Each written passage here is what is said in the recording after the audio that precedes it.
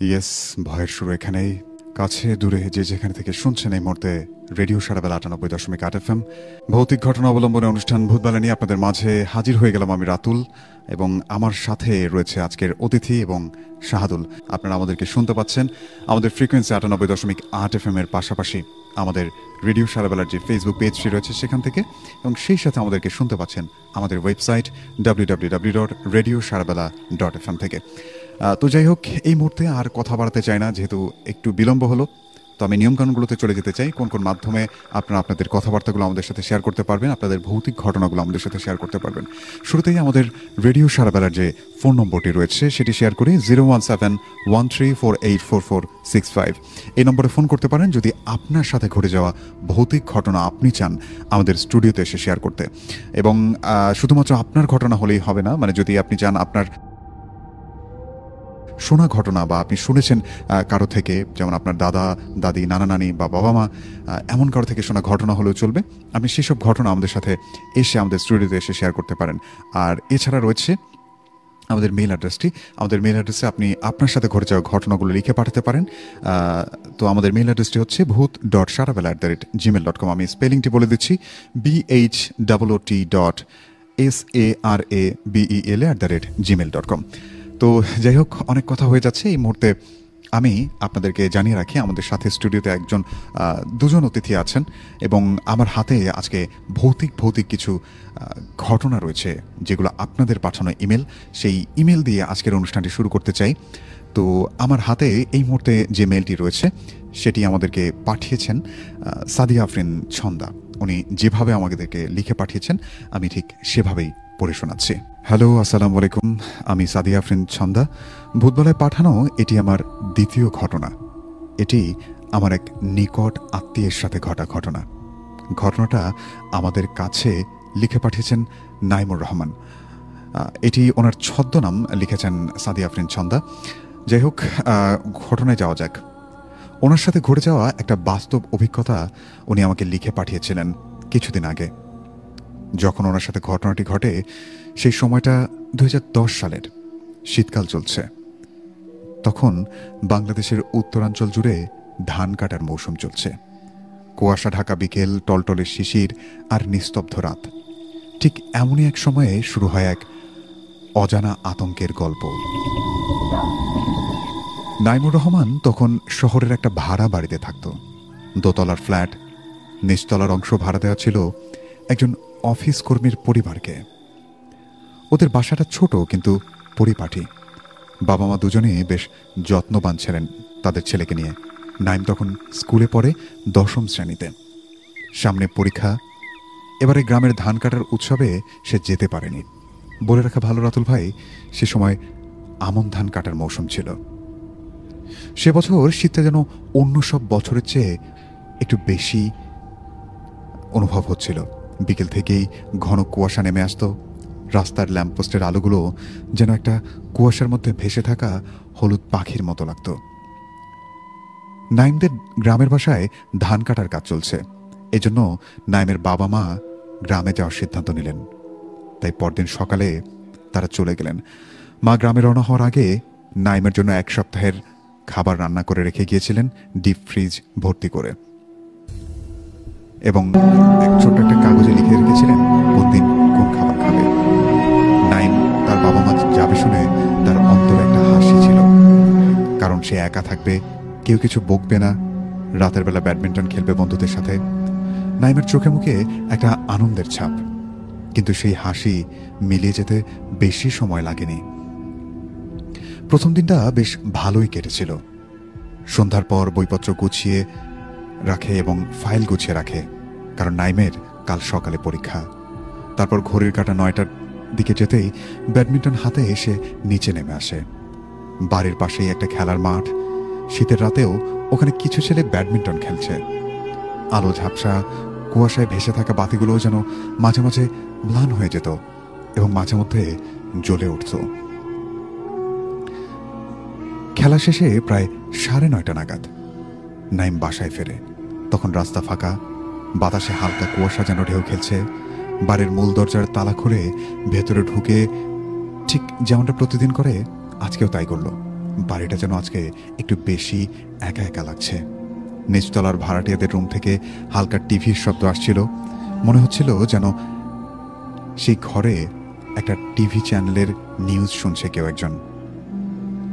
তারপর নাইম তাদের ফ্ল্যাটে ঢুকলো এবং ফ্রেশ হওয়ার জন্য বাথরুমে যায়। মুখে পানি দেয়, হাত ধোয়। তারপর কিচেনে গিয়ে ফ্রিজ খুলে ভাত ডাল বের করে গরম দিতে নেয়। চুলা অন করে খাবার চুলার উপরে রাখলো। আর ঠিক তখনই হঠাৎ সে এক অদ্ভুত শব্দ শুনতে পেল। টুপ টুপ টুপ, মনে হয় কোথাও যেন পানি পড়ছে। প্রথমে ভাবে বেসিনের কল হয়তো আবার ঠিক মতো বন্ধ হয়নি।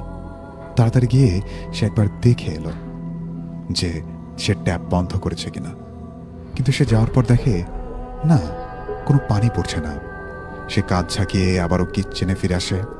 তারপর আবারও কিছুক্ষণ পর সেই শব্দ, টুপ টুপ টুপ। এবার মনে হলো শব্দটা ওয়াশরুম থেকে আসছে। হালকা বিরক্তি নিয়ে দরজার দিকে এগিয়ে গেল সে। বাথরুমের দরজা খুলতেই একদম স্বাভাবিক পরিবেশ, ভেতরে ঠান্ডা বাতাস, কিন্তু কোনো পানি পড়ছে না। সবগুলো কল ভালো করে চেক করলো যে লিক আছে কিনা। না, সব ঠিকঠাক।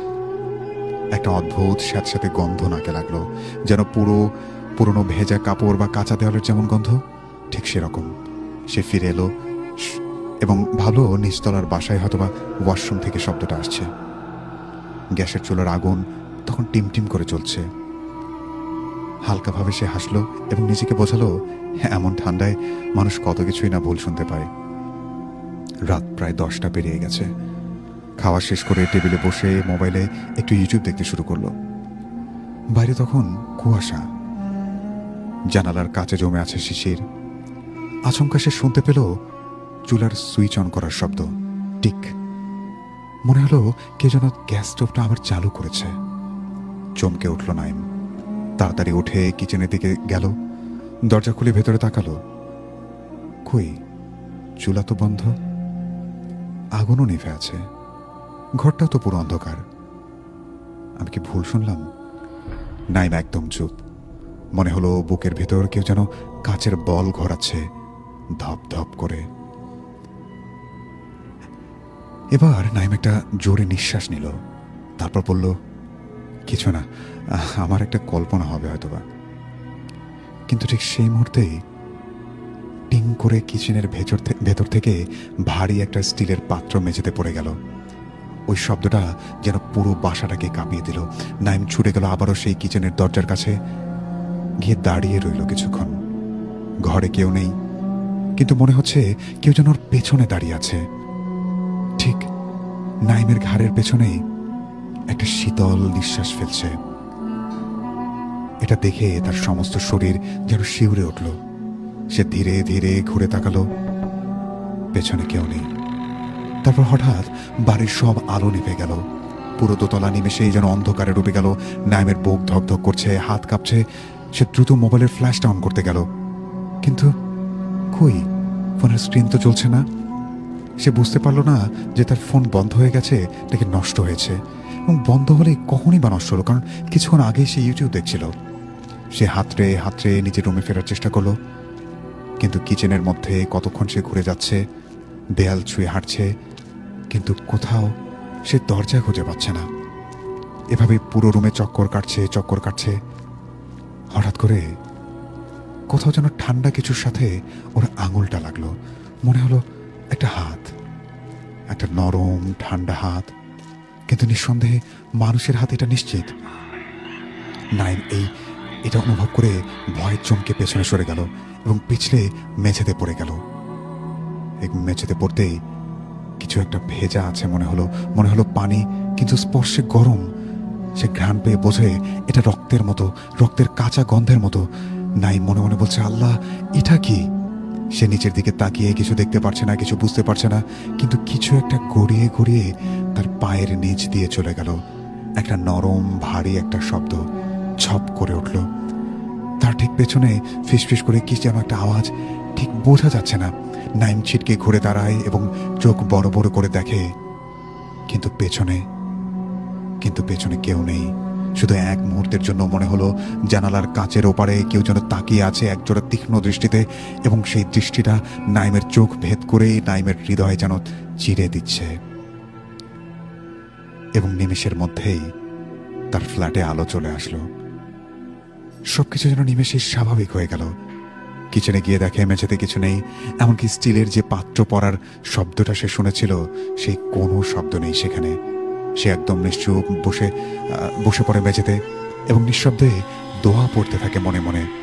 বাইরে তখন বাতাস বইছে, জানালার কাছে ঠকঠক করছে, আর দূর থেকে যেন ভেসে আসছে ফজরের আজান। মসজিদ থেকে এমন আজান শুনে সে কিছুটা প্রশান্তি পায়। কিন্তু সময় তখন 1:30।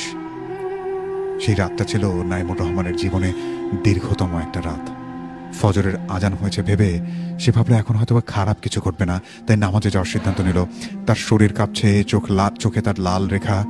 কিন্তু বাইরে এসে যা দেখে সেটাই তার ভয়কে সত্যি করে দেয়। দেখে বাইরে অন্ধকার, এবং সে ভেবেছিল ভোর হয়ে গেছে, কিন্তু আসলে এখনো ভোর হয়নি। এখনো সেই গভীর রাত। সে তড়িঘড়ি করে আবার বাসায় ফিরে আসে এবং সেই রাতটা এভাবেই কাটিয়ে দেয় নাইম। পরদিন সকালে নাইমের চোখ খুলল ভারী মাথা নিয়ে। রাতের ভয়টা তার পুরো শরীরে যেন ঘিরে ধরেছে, তার পুরো শরীর যেন জমে আছে ভয়ে। শরীর ক্লান্ত, চোখ জ্বালা করছে, কিন্তু সে ঠিক করলো তার স্কুলে যাবে, কারণ আজ পরীক্ষা। বাসার বাইরে বেরোতেই ঠান্ডা কুয়াশা মুখে লাগলো, যেন কারো বরফ ঠান্ডা হাত মুখে স্পর্শ করল। নিচতলার ভাড়াটিয়াদের কাউকেই দেখা গেল না, তাদের দরজা বন্ধ। নাইম একবার নিচে বাথরুমের পাশের দেওয়ালের দিকে তাকিয়ে থমকে গেল।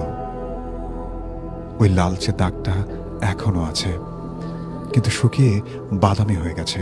সে আসলে কিছু বুঝতে পারল না, তাই সে নিচু হয়ে হাত ছোঁয়ালো। শুকনো, কিন্তু গন্ধটা এখনো টের পাওয়া যায়। একটা কাঁচা ধাতব গন্ধ, যেন রক্ত শুকিয়ে গেলে যেমন হয় ঠিক সেরকম। তার বুকে হালকা চাপ অনুভব করল। সে কিছু না ভেবে চলে গেল স্কুলে।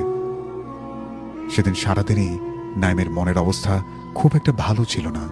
ক্লাসে বসে অন্য ছেলেরা হাসাহাসি করছিল, গল্প করছিল, কিন্তু সে ছিল আনমনে। সে বসে বসে ভাবছিল আসলে গত রাতে কি দেখেছিল। সব কি তার কল্পনা, নাকি সত্যিই কেউ ওর বাসায় এসেছিল? বিকেলবেলা পরীক্ষা শেষে বাসায় ফেরার পর সূর্যটা লালচে হয়ে নেমেছিল। রাস্তার বাতিগুলো একে একে জ্বলতে শুরু করেছে, আর শহরের ভেতরে সেই চিরচেনা ঠান্ডা কুয়াশা জমে উঠছে ধীরে ধীরে। বাসার দরজা খুলে ভেতরে ঢুকতে মনে হলো কেউ যেন আগে থেকেই ঘরের ভেতর ঢুকে আছে। তখন বাতাসটা, ঘরের ভেতরের আবহাওয়াটা এমন ছিল যেন একটা ভেজা গন্ধ ভেসে বেড়াচ্ছিল পুরো বাড়িতে। যেমন ভেজে কাপড় ধুয়ে ফেলার পর শুকনো না হলে যেমন একটা আষ্টে গন্ধ থাকে, ঠিক সেরকম একটা গন্ধ। নাইম খুব ধীরে ধীরে দরজা বন্ধ করলো এবং ভেতর থেকে লক করে দিল। হঠাৎ খেয়াল করলো দোতলার করিডোরের দেয়ালে কিছু একটা লেখা, পাতলা কালচে দাগে আঁচড় কাটা অক্ষরে লেখা। নিঃশব্দে এগিয়ে গেল সে। দেয়ালে লেখা আছে, আমি এখনো আছি, আমি এখনো আছি। এই লেখাটি লেখা। তার হাত ঠান্ডা হয়ে গেল এবং এক মুহূর্তের জন্য সে দৌড়ে বেরিয়ে যেতে চাইল, কিন্তু নিজেকে সামলে নিয়ে বলল, না না, কেউ হয়তো মজা করছে আমার সাথে। তারপর সে সোজা কিচেনের দিকে চলে গেল। কিচেনের আলো জ্বালালো, কিন্তু টিম টিম করে আলো চলছে। একবার আলোটা জ্বলে সঙ্গে সঙ্গে নিভে গেল। কিছুই বুঝতে পারল না নাইম। ঠিক তখনই কোথাও যেন একটা খসখসে আওয়াজ শুনতে পেল সে। আওয়াজটা এমন জায়গা থেকে আসছে মনে হয় তার ঘরের দেয়ালের ভেতর থেকে এই শব্দটা আসছে। মনে হচ্ছে কেউ যেন হাঁটছে। তারপর সেই শব্দটা স্পষ্ট হতে থাকলো এবং ফিসফিস করে নাইমকে কিছু একটা বলার চেষ্টা করছে। মনে হলো কেউ যেন দেয়ালের ভেতর দিয়ে হাঁটছে আর ফিসফিসে গলায় নাইমকে ডাকছে, বলছে, নাইম, দরজা খোলো, দরজা খোলো নাইম। সে এক ঝটকায় পিছিয়ে গেল। নাইমের গলা শুকিয়ে গেছে, চোখ বড় বড় করে দেয়ালের দিকে তাকিয়ে আছে সে, এবং শব্দটা থেমে গেল। তারপর পুরো বাসায় পিনপতন নীরবতা। রাত 11টা বাজে তখন। আর কোনো ঝামেলা হয়নি। নাইম রাতের খাওয়া শেষ করে টেবিলে বসে দোয়া পড়ছিল। ঠিক তখনই টের পেল জানালার ওপাশে কেউ যেন দাঁড়িয়ে আছে।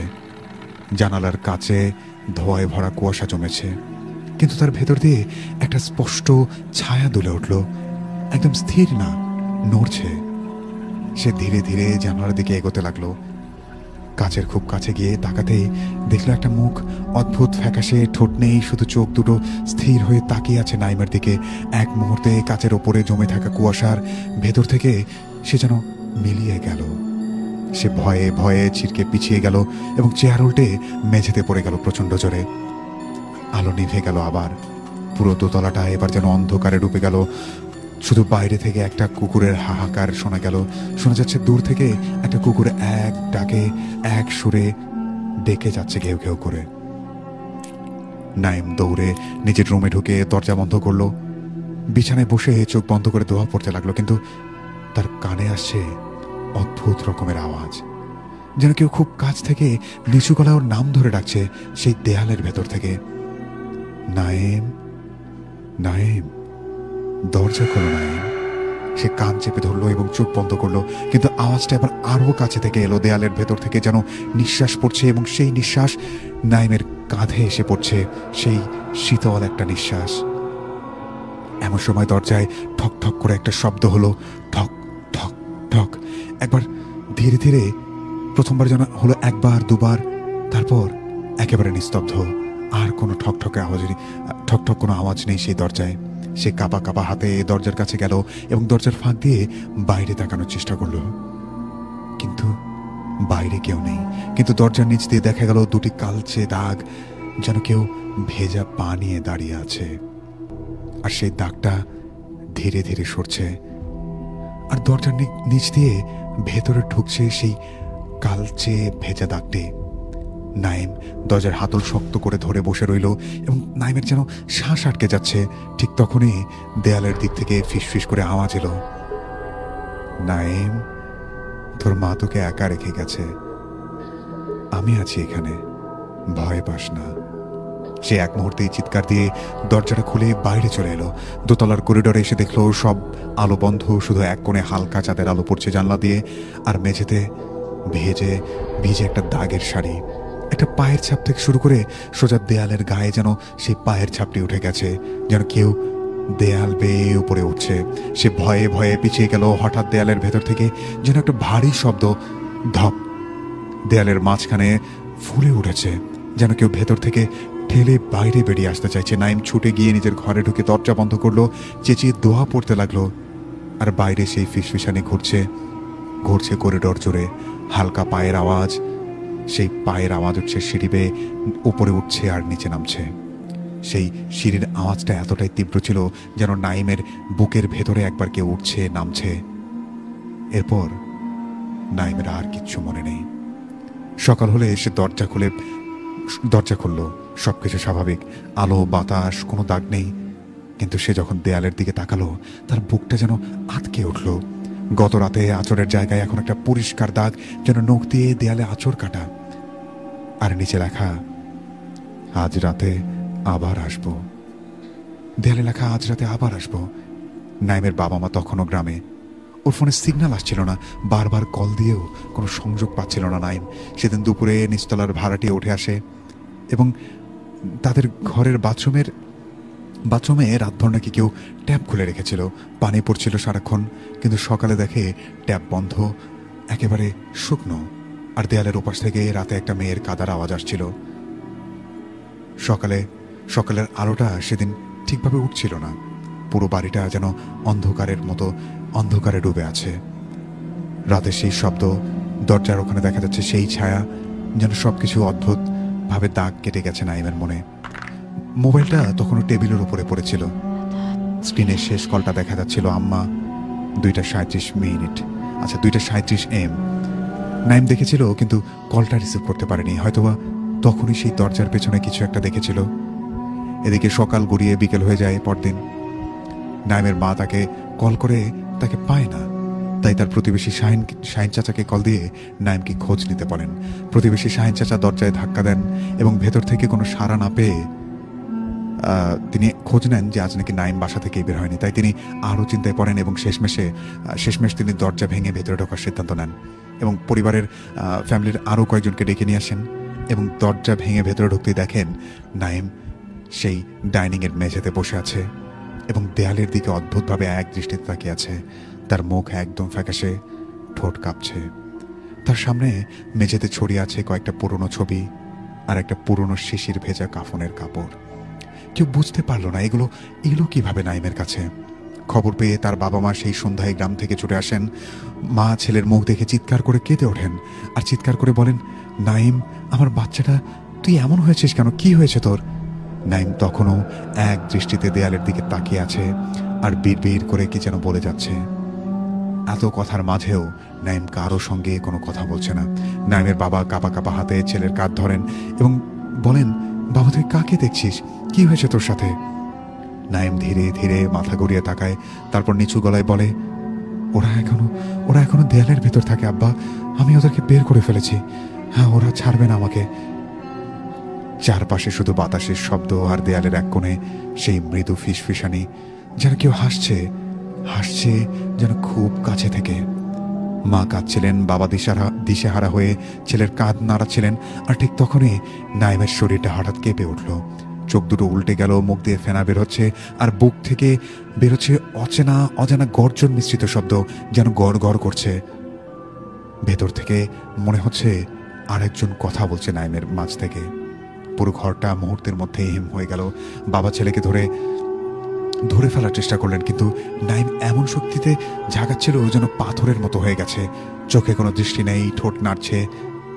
ওরা দেয়ালে নয় আব্বা, ওরা আমার ভেতরেই আছে, শুধু এই কথাটা বলছে। তার মা চিৎকার করে উঠলেন, আল্লাহ, আমার ছেলেকে বাঁচাও, কেউ ডাক্তার ডাকো, হুজুরকে ডাকো। আশেপাশের অনেকেই ছিল সেখানে। মুহূর্তের মধ্যেই পাশের মসজিদের হুজুরকে নিয়ে আসা হলো। হুজুর ঘরের ভেতর ঢুকতেই তাকিয়ে রইলেন নাইমের দিকে। তারপর ঠান্ডা গলায় বললেন, বেশি ভয় কইরো না, যারা ঘরে আছো সবাই কোরআনের আয়াত পড়ো। এই কথা বলে তিনি বসে পড়লেন নাইমের পাশে এবং হাত রাখলেন সেই নাইমের বুকে। এরপর তিনি তিলাওয়াত শুরু করলেন এবং রুকায়া করার যে সকল সূরা তিনি সেগুলো পড়তে শুরু করলেন, যেমন সূরা জিন, আয়াতুল কুরসি এবং সূরা বাকারা। এবং কোরআন তিলাওয়াত করার সঙ্গে সঙ্গে ঘরের পরিবেশ কিছুটা বদলে গেল। নাইমের শরীরটা একবার কেঁপে উঠল, তারপর যেন থমকে গেল। নাইমের চোখ বন্ধ হয়ে এলো। সবাই চিন্তায় পড়ে গেল। হুজুর আস্তে আস্তে বললেন, ওর ভেতরে কিছু একটা ঢুকেছিল, আলহামদুলিল্লাহ, আল্লাহকে মুক্ত করেছেন। নাইম সঙ্গে সঙ্গে অজ্ঞান হয়ে গেল। এটা দেখে নাইমের বাবা মা ভয়ে কেঁদে ফেললেন এবং হুজুর তখন তাকে আশ্বস্ত করলেন, ভয়ের কোনো কারণ নেই, নাইম শুধু অজ্ঞান হয়েছে, একটু পরে ওর জ্ঞান ফিরবে। সেই রাতে নাইম শান্ত চোখে ঘুমিয়ে গেল। এরপর থেকে নাইমের সাথে আর কোনো সমস্যা হয়নি এবং নাইম আর কখনো একা ঘুমায়নি বা একা বাসায় থাকেনি। বাবা মা ফিরে এলো। আচ্ছা, এর কিছুদিন পর নাইমকে নিয়ে তার বাবা মা গ্রামে ফেরেন এবং নাইমের সেবার স্কুলে পরীক্ষা দেওয়া হয় না। এবং তারপর সেই গ্রাম থেকে ফিরে এসে তারা ওই এলাকাতেই অন্য একটা বাসায় ওঠেন। শুরুতে ঘটনাটার উৎপত্তি হয়েছিল কিচেনে, যেখানে সে খাবার গরম করতে গিয়েছিল এবং সেখান থেকে সে রান্না করার পর যখন ডাইনিংয়ে এসে খাবার খেতে বসে এবং তখনই সেই রান্নাঘর থেকে একটা শব্দ শুনতে পায়, যেন মনে হচ্ছে কিচেনে কেউ চুলা জ্বালাচ্ছে, অর্থাৎ গ্যাস স্টোভ অন করছে। এখনকার যে অটো ইগনিশন যে গ্যাস স্টোভগুলো আছে সেগুলো একা একা জ্বালালে একটা শব্দ হয়, সেই খট করে একটা শব্দ পায় এবং তারপর সেই তড়িঘড়ি করে কিচেনে যাওয়ার পর দেখে যে সেখানে সব কিছু স্বাভাবিক। তারপর সে নিজের ভুল ভেবে আবারও ডাইনিংয়ে এসে খেতে শুরু করে এবং সেখানে খাওয়া দাওয়ার এক পর্যায়ে সে শুনতে পায় সেই কিচেনে, অর্থাৎ রান্নাঘরের ভেতরে ভারী কোনো কিছু একটা, স্টিলের কিছু একটা পাত্র পড়ে যাওয়ার শব্দ। যেমন কোনো স্টিলের প্লেট বা কোনো গ্লাস বা কোনো পাতিল যদি মেঝেতে পড়ে যায়, একটা টিং করে একটা শব্দ হয়, এরকম একটা শব্দ শুনেছিল এবং সেখান থেকেই মূলত এই ঘটনাটার উৎপত্তি। তো এরকম ঘটনা আমাদের সাথে ঘটতে পারে, এবং আপনাদের সাথে যদি এমন ঘটনা ঘটে, যেমন আমরা রাত্রেবেলা একা থাকি, যখন একটা বয়স পর্যন্ত আমরা সবাই বাবা মার সাথে থাকি বা কোনো বড় ভাই বা গার্ডিয়ানের সাথে থাকি, কিন্তু একটা নির্দিষ্ট বয়সের পর আমরা প্রত্যেকেই কিন্তু একা থাকি নিজের ঘরে। তো আসলে সেই সময় যদি কারোর সাথে এমন ঘটনা ঘটে, ধরুন আপনার সাথে ঘটলো, যেমন আপনি দেয়ালের ওপাশ থেকে, আপনার দেয়ালের ওপাশে হয়তো বা দেখা গেল স্টোর রুম বা এমন ফাঁকা মাঠ থাকতে পারে বা কোনো রাস্তা থাকতে পারে যেখান থেকে আসলে আপনার মনে হচ্ছে যে সেই দেয়ালের ভেতর থেকে কেউ একজন কথা বলছে। ঠিক সেই মুহূর্তে আপনি কি করবেন বা আপনার কি অনুভূতি হবে, সেটা কিন্তু আমাদেরকে জানাতে পারেন এবং আমাদেরকে লিখে পাঠাতে পারেন। আমাদের রেডিও সারাবেলার যে ফেসবুক পেজটি থেকে আমরা লাইভ করছি এই মুহূর্তে, সেই লাইভের কমেন্ট বক্স কিন্তু আপনাদের জন্য উন্মুক্ত। আপনারা সেখানে আপনারা লিখে পাঠাতে পারেন আমাকে। তো যাই হোক, আমি সেখান থেকে আপনাদের মন্তব্যগুলো পড়ব। আসলে আমি অতিথির ঘটনায় চলে যেতে চাই। আসলে যেহেতু সময় কিছুটা অতিবাহিত হয়ে গেছে এবং ঘটনাটি অনেক বেশি বড় ছিল।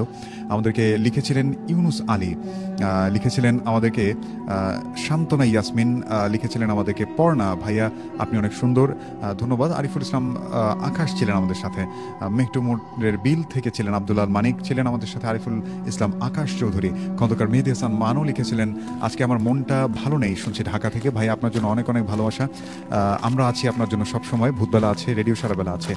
সোহাগ সর্দার লিখেছেন আসসালামু আলাইকুম ভাইয়া, আশা করি ভালো আছেন। আমাদের সাথে যুক্ত হয়েছেন জাহিদ হাসান জিহাদ, আব্দুল আল মানিক ছিলেন আমাদের সাথে, আহমেদ নীল ছিলেন, শাহাদুল মামা কেমন আছে, শাহাদুল মামা অনেক ভালো আছে। পর্ণা লিখেছেন আমি আপনাকে কখনো দেখিনি, অফলাইনে শুনতাম, লিখেছিলেন আমাদেরকে ইমরান সরকার, আপনাকে শুনছি ময়মনসিংহ থেকে, অনেক অনেক ভালোবাসা ভাইয়া। ময়মনসিংহর যদি কোনো ভৌতিক ঘটনা জানা থাকে আমাদেরকে লিখে পাঠাতে পারেন। আহমেদ নীল ছিলেন আমাদের সাথে, ত্রিমণি থেকে ছিলেন একজন বন্ধু, লুৎফুল আনোয়ার ছিলেন চট্টগ্রাম থেকে, সাদি ইয়াসমিন ছিলেন আমাদের সাথে সোনার ভিটা থেকে, বিপুল ইসলাম লিখেছিলেন আমাদেরকে চট্টগ্রাম থেকে, রূপামণি লিখেছিলেন আমাদেরকে রওশনবাগ থেকে, ওনার ছোট ভাই সহ শুনছেন আমাদেরকে, রাহি লিখেছেন গাইবান্ধা থানাপাড়া থেকে শুনছি। আমি কমেন্টগুলো দ্রুত পড়ছি কারণ অতিথির ঘটনায় যেতে চাই এবং আমি ভৌতিক আবহটা ধরে রাখতে চাই। লিখেছিলেন আমাদেরকে আব্দুল্লাহ আল মানিক, দুজন মিলে নিরিবিলি মনোরম পরিবেশে এই মুহূর্তে ভূতবেলার অনুষ্ঠান উপভোগ করছি, অনুষ্ঠানটা অনেক ভালো লাগছে, অনেক অনেক ধন্যবাদ। আমাদের সাথে মাশরাফি ছিলেন, সাইমা রহমান সারা ছিলেন ভাইয়া। আচ্ছা আচ্ছা, আমি কিউট লেখা যাবে না, লিখতে হবে আপনি অনেক ভয়ানক, এটা লিখলে আমি খুশি হব। আপনার কণ্ঠ অনেক সুন্দর লিখেছিলেন সাইমা, ধন্যবাদ। লিখেছিলেন আমাদেরকে মাশরাফি ভাইয়া, যুক্ত হয়ে গেলাম বাতিখালী রিপাইপুর জয়ের ভিটা থেকে, অনেক অনেক ধন্যবাদ। আমাদের সাথে এভিল ছিলেন, আমাদের সাথে ছিলেন সাদাফ আল মোতাসিম সামি, সাদাফ ছিলেন আমাদের সাথে বরাবরের মতো যুক্ত হয়েছেন। সাথে আছে আমরা শুনছি সাদাফ, স্নিগ্ধা, রোহান, রাফি এবং সাদিয়া ও শাহিন আহমেদ। অনেক অনেক ধন্যবাদ আপনারা যারা দেখছেন আমাদেরকে, আপনাদের জন্য অনেক অনেক ভালোবাসায়। আমি বিশেষ করে নাম বলতে চাই যে পিচ্চি বন্ধুরা আমাদের সাথে যুক্ত হয়েছে, যেমন সাদাফ আছে আমাদের সাথে, স্নিগ্ধা শুনছে, সেই সাথে রোহান, রাফি এবং সাদিয়া এবং শাহিন আহমেদ। আপনাদের প্রত্যেকের জন্য অনেক অনেক শুভকামনা, আপনারা আমাদের নিয়মিত শ্রোতা, তাই আপনাদের জন্য অনেক অনেক শুভকামনা। সেই সাথে দেখতে পাচ্ছি আমার মামা যুক্ত হয়ে গেছেন, আমার ভালোবাসার মামা, আমার মামা লিখেছেন যে শরীরে অনেক জ্বর তবুও তোমার অনুষ্ঠান দেখছি। মামা আপনার সুস্থতা কামনা করছি এবং সেই সাথে যারা এই মুহূর্তে আমার ভূতবেলা অনুষ্ঠানটি দেখছেন সবাই মামার জন্য দোয়া করবেন যেন খুব দ্রুত সুস্থ হয়ে ওঠেন। লিখেছিলেন আমাদেরকে সাদাফ আল মোতাসিম সামি, শেষ পর্যন্ত আছে, মিনহাজ প্রধান ছিলেন আমাদের সাথে, নয়ন সরকার মেইলটা ভালো লেগেছে, নীরব আহমেদ ছিলেন আমাদের সাথে, প্রথম কমেন্ট করেছেন ভালো লেগেছে লিখেছেন একজন। আমাদের সাথে ছিলেন আব্দুল কালাম, রাতুল ভাই কেমন আছে, অনেক ভালো আছে। বিষাক্ত মন ছিলেন, তানভীর ভাইয়ের মেইল চাই, হুদাই ভূতের গল্প লিখেছেন বুশরা। আচ্ছা, যদি আপনার কাছে হুদাই বা অস্বাভাবিক মনে হয় তো সেক্ষেত্রে তো আপনার যদি একটা বিষয়ের প্রতি ইন্টারেস্ট নাই থাকে আপনি কেন শুনবেন, আপনাকে তো জোর করা হয়নি, আপনি স্কিপ করতে পারেন। যাই হোক, লিখেছিলেন আমাদেরকে সোহাগ মিয়া, সীমান্ত ইসলাম ছিলেন, কলেজপাড়া থেকে শুনছিলেন বুশরা। যাই হোক, সাথে থাকার জন্য ধন্যবাদ। আব্দুল্লাহ মানিক ছিলেন আমাদের সাথে, ছিলেন কনক আহমেদ, ধোপাডাঙ্গা থেকে ছিলেন আমাদের সাথে সোহাগ। আরিফুল ইসলাম ভাই লিখেছেন ছোট্ট ভয়ানক ঘটনা আসছে আগামী এপিসোডে, ইনশাল্লাহ সবাইকে শোনার আমন্ত্রণ রইল। আরিফুল ইসলাম ভাই অনেক অনেক ভালোবাসা রইল, আমি খুব খুশি হয়েছি আপনি আমাদের সাথে যুক্ত হয়েছেন। লিখেছিলেন আমাদেরকে ইউসুফ আলী, মমিনুল ইসলাম মমিনুল ছিলেন আমাদের সাথে, হাসনুর আহমেদ নিলয় ছিলেন, সেই সাথে ছিলেন জিয়াউর শামস আদনান, সোহাগ ছিলেন আমাদের সাথে, সাব্বির হোসেন ছিলেন, মনোরুল আহমেদ ছিলেন, হাসিবুর রহমান। ব্যাকগ্রাউন্ডটা আরেকটু ভৌতিক হলে ব্যাপারটা রমরমা হতো। আসলে ব্যাকগ্রাউন্ড মিউজিক আসলে আবহটা দারুণভাবে তৈরি করে, সেটা আমরা অবশ্যই জানি। আমরা যদি একটা ভয়ঙ্কর মিউজিক কিছুদিন আগে অ্যাড করেছিলাম, সেটা আসলে কপিরাইটের কারণে আমরা ফেসবুকে আপলোড করতে পারছি না এই মুহূর্তে। আচ্ছা, সোহাগ সর্দার লিখছেন আমাদের কমিউনিটি রেডিও। আলামিন কিছু ছিলেন আমাদের সাথে, মিস রিয়া ছিলেন আমাদের সাথে, ভয় লাগছে। আমাদের সাথে সোহাইব ইসলাম ছিলেন। আচ্ছা, একজন আমন্ত্রণ জানিয়েছেন আরিফুল ইসলাম, গ্রাম কেন্দ্রিক ছোট্ট ভয়ানক ঘটনা আসছে। আচ্ছা, অবশ্যই ভাই, অপেক্ষায় আছে সবাই। ভাইয়া আপনি, আচ্ছা আচ্ছা, ওকে, সোহাগ মিয়া লিখেছেন ভাইয়া আপনি আবু সাইদ ভাইকে নিয়ে আসবেন আগামী বৃহস্পতিবার অনুষ্ঠানে প্লিজ। আমার অনেক ইচ্ছা আছে, সাইদ ভাইয়ের সাথে দীর্ঘদিন যাবৎ দেখা হয় না, কথা হয় না। তবে সাইদ ভাইকে শিরুইলে পাওয়া খুব একটা ভয়াবহ বিষয়, যেহেতু ভৌতিক অনুষ্ঠান তাই ভয়াবহই বলছি। আমি চেষ্টা করব সর্বোচ্চ যে সাইদ ভাইকে নিয়ে একটা স্পেশাল এপিসোড করার চিন্তাভাবনা আছে। তাইরুল ছিলেন আমাদের সাথে যুক্ত হয়েছেন, তানভীর প্রধান, আরিফুল ইসলাম ছিলেন, রূপামণি ছিলেন আমাদের সাথে, অনেক ভালো হচ্ছে। আসলে এত কমেন্ট আমি আসলে কি করব। সাদিক রহমান ছিলেন। আপনি কি ফাহিম ভাইকে চেনেন? আসলে কোন ফাহিম ভাই? আমাকে যদি আরও ডিটেল পরিচয় দেন তাহলে আমি চিনতে পারি। আপনি অনেক ভয়ঙ্কর রাতুল ভাই, শিশির ভেজা সকাল লিখেছেন, অনেক ধন্যবাদ। আমি অনেক ভয়ঙ্কর, তাই না? ধন্যবাদ। তো যাই হোক, আমি আর কথা বাড়তে চাই না। আমার সাথে এই মুহূর্তে আছেন কে? আচ্ছা, একজন আমাদেরকে ভূতবেলায় কমেন্ট করতেন, আসলে আমি তার মুখ থেকেই শুনতে চাই যিনি কোথা থেকে আমাদেরকে শুনতেন সবসময়, এবং উনি একটা কমেন্ট দারুণভাবে করতেন, যেটা হচ্ছে আসসালামু আলাইকুম ভাইয়া। জি, আমরা সেটা থেকে শুনবো। আপনি কি কমেন্ট করতেন ভূতবেলায়? আমি আপনাকে কমেন্ট করতাম যে আমি মেশিন ঘরে আছি বিলের মাঝখানে, আপনাকে ভূতের সাথে চায়ের দাওয়াত দিতাম। আচ্ছা আচ্ছা, ওকে। হ্যাঁ, আমাদের সাথে আছেন শিহাব ভাই। হ্যাঁ জি, শিহাব ভাই আমাদেরকে শুনতেন একটা বিলের মাঝখান থেকে, একটা মেশিন ঘর থেকে। উনি সবসময় আমাকে বলতেন যে রাতুল ভাই আপনি চলে আসুন সেই বিলের মাঝখানে, সেই মেশিন ঘরে, অর্থাৎ যে ইলেকট্রিক পাম্প চালিত পাম্প যেখানে আছে আর কি, সেখানে উনি অবস্থান করেন রাতের বেলা। সেই সময় ভূতবেলা শুনতেন এবং সেখানে বসে তিনি কমেন্টটা করতেন। যাই হোক, ভাইকে স্টুডিওতে পেয়ে অনেক ভালো লাগছে। তো আমরা আসলে ভাইয়ের কাছে ঘটনা শুনবো। আচ্ছা, মাইক্রোফোনের কাছে আসতে হবে। হ্যাঁ, মাইক্রোফোনটার কাছে এসে কথা বলতে হবে। জি, যাই হোক, আমরা যাই হোক, আমাদের সাথে শিহাব ভাই আছেন, আমরা তার কাছে ভৌতিক ঘটনা শুনবো। তো যাই হোক, অনেক ভালো লাগছে আজকে ভাইয়াকে পেয়ে। আপনারাও যদি চান আমাদের স্টুডিওতে এসে ঘটনা শেয়ার করতে, আমাদের সাথে যোগাযোগ করতে পারেন। আমাদের ফোন নম্বরটি হচ্ছে 01713484465।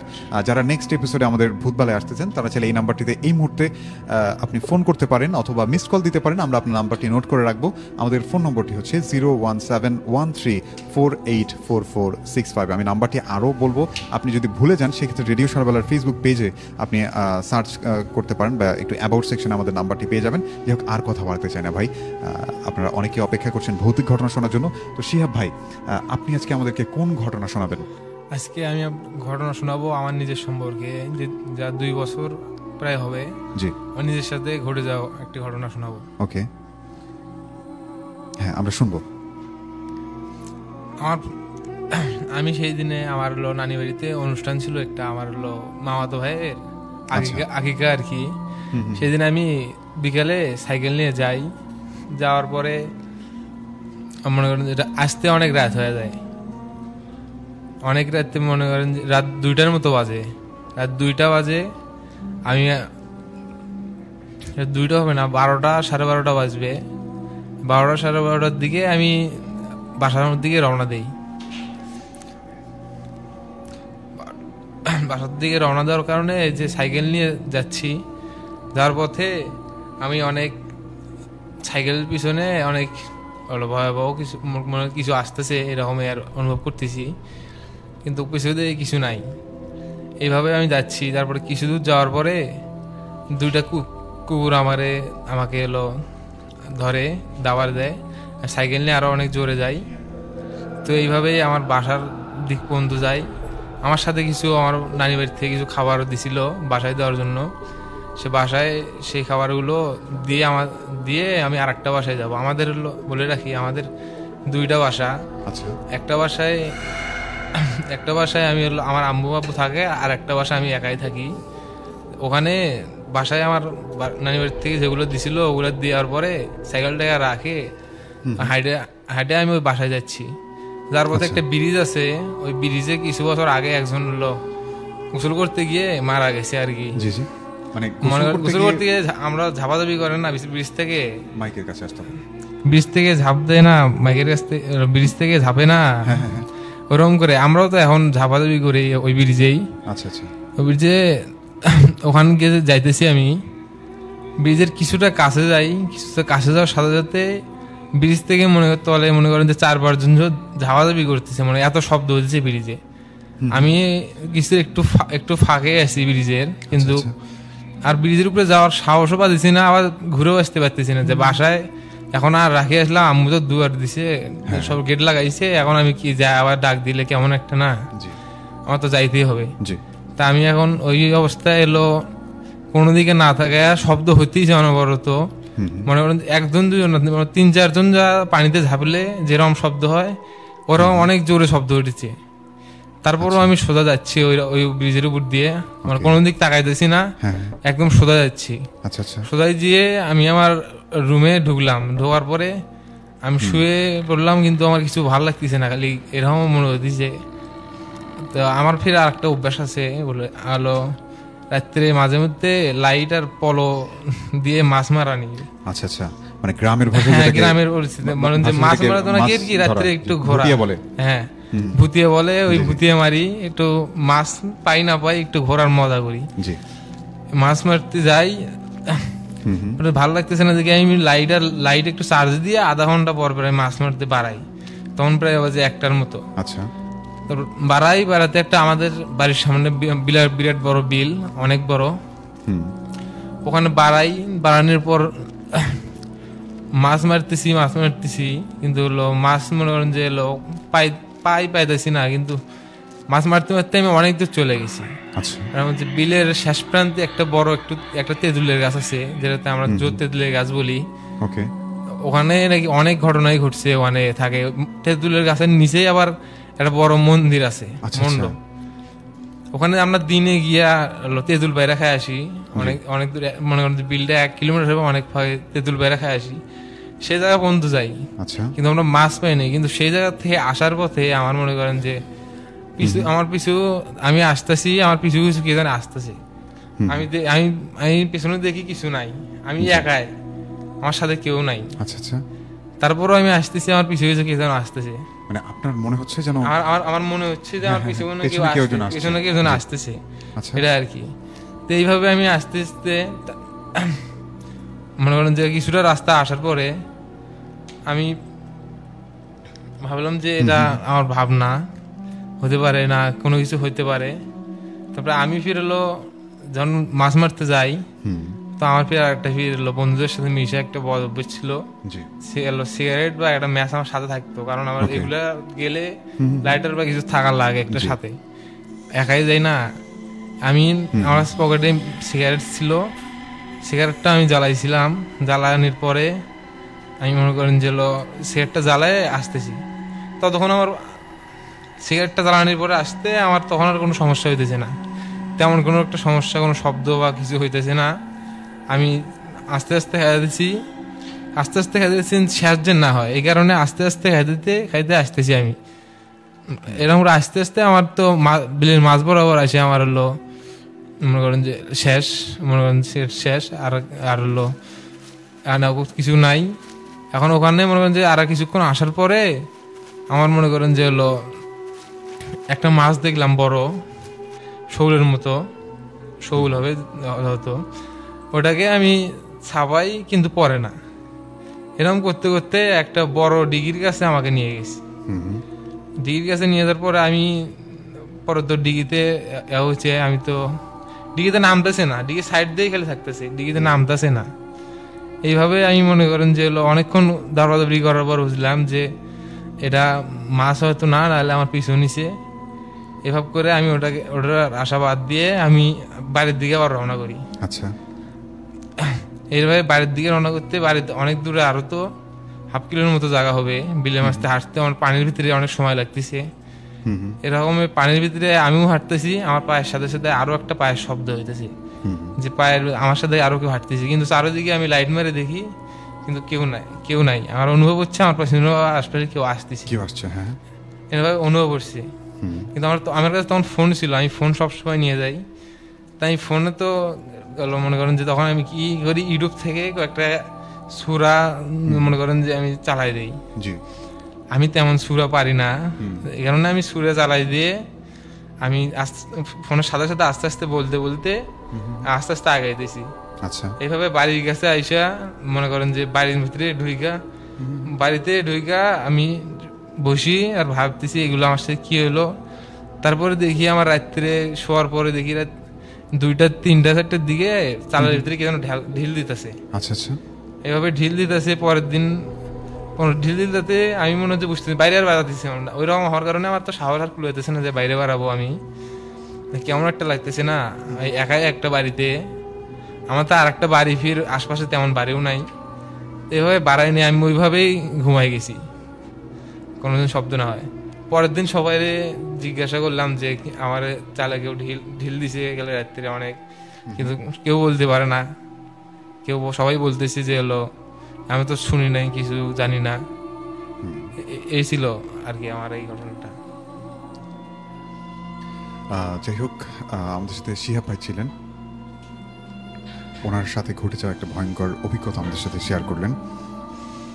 তো ভাইয়া, মানে আপনি যেমন আমাদেরকে বলতেন যে সেই মেশিন ঘর রিলেটেড আমরা একটা বিষয়ে, যাই হোক আমরা শুনবো ভাই থেকে আরও ঘটনা, এবং ওনার যে ঘটনাটার একটা যদি সারমর্ম আপনাদেরকে দিতে চাই, যে উনি ধরুন কোনো একটা জায়গায় যাচ্ছেন এবং সেখানে যাওয়ার পথে উনি একা যাচ্ছেন, ওনার সাথে আর কেউ নেই, এবং রাস্তার এমন একটা জায়গায় এসে আপনার কাছে মনে হচ্ছে যেন আপনার পেছন পেছন কেউ একজন আসছে, অথচ আপনি পিছনে যখন তাকিয়ে দেখেন সেখানে কেউ থাকে না।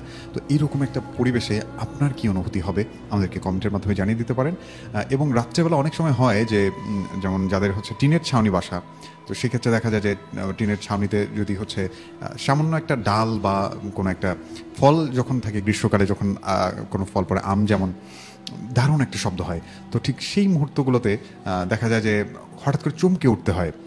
যদিও গ্রীষ্মকালে সবাই প্রস্তুত থাকে যে হয়তো বা গাছের উপরে আম পড়ছে, কিন্তু ভাইয়া যে ঘটনাটি আমাদের সাথে শেয়ার করলেন সে সময়তে এমন কিছু ছিল না। না না না, এমন কিছু আমার মনে করেন যে নতুন বাড়ি উঠাইছি, সাইড দিয়ে আমের গাছ বা কোনো গাছ টাছ কিছু কোনো গাছ ছিল না, কিন্তু ছিল না সাইডে, জি জি, কোনো গাছ ছিল না, এবং গাছ থাকলেও সেগুলো অনেক ছোট নতুন লাগাইছি, জি জি জি, এবং সেই গাছ থেকে আসলে কোনো ফল বা কিছু চালার উপরে পড়ার কথা নয়।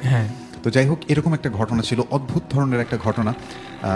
আমার কাছে অনেক ভালো লাগছে ভাই আপনাকে স্টুডিওতে পেয়ে। আমরা আবারও ফিরবো আপনার কাছে, আবারও ঘটনা শুনবো, বাট এই মুহূর্তে আমার হাতে আরেকটা মেইল রয়েছে, আমি সেই মেইলটাতে চলে যাব, বাট তার আগে আপনাদের ছোট করে কয়েকজনের নাম পড়ে ফেলতে চাই যে কারা কারা আমাদের সাথে আছেন।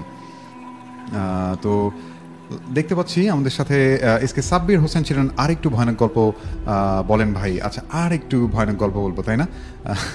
আর একটু ভয়ানক গল্প বললে কেউ এখানে থাকতে পারবেন না, তখন আপনাকে এসে ভৌতিক গল্প শোনাতে হবে।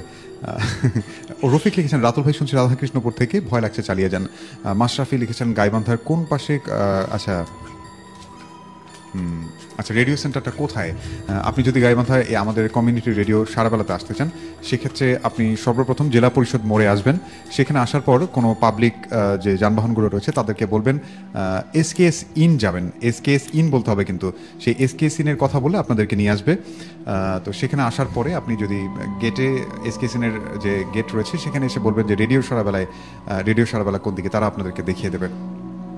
তো যাই হোক, লিখেছিলেন আমাদেরকে নূর মমিন হোসেন নীরব, উনি থানাপাড়া থেকে শুনছেন। রাত্রেবেলা একটা অসাধারণ ওয়েদার, জি আজকের ওয়েদারটা অসাধারণ। আমি বাইরে যখন আসছিলাম দেখছিলাম যে আজকে চাঁদনি রাত, পূর্ণিমা সম্ভবত আজকে হচ্ছে। আজকে এত সুন্দর আজকে চাঁদটা আকাশের, যদিও শীতকালের কেবল শুরু, কুয়াশাও পড়ছে, বাট তার মধ্যেও কিন্তু চাঁদটাকে সূর্যের মতো দেখাচ্ছে আজকে, একেবারে গোল।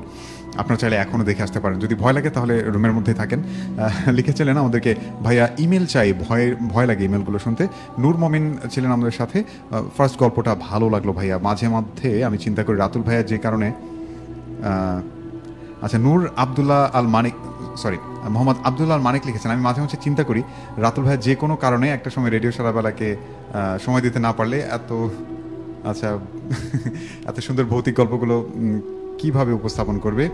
আচ্ছা, রাতুল ভাই না থাকলে অন্য ভাই আসবে, এবং আমি তো ভূতবেলাকে ভালোবাসি, রেডিও সারাবেলাকে ভালোবাসি, মানে যদিও এই মুহূর্তে আমার কোনো চান্সেস নেই যে ভূতবেলাকে ছেড়ে যাওয়া, কারণ আপনাদেরকে ছেড়ে যেতে আমার ইচ্ছে করছে না এই মুহূর্তে।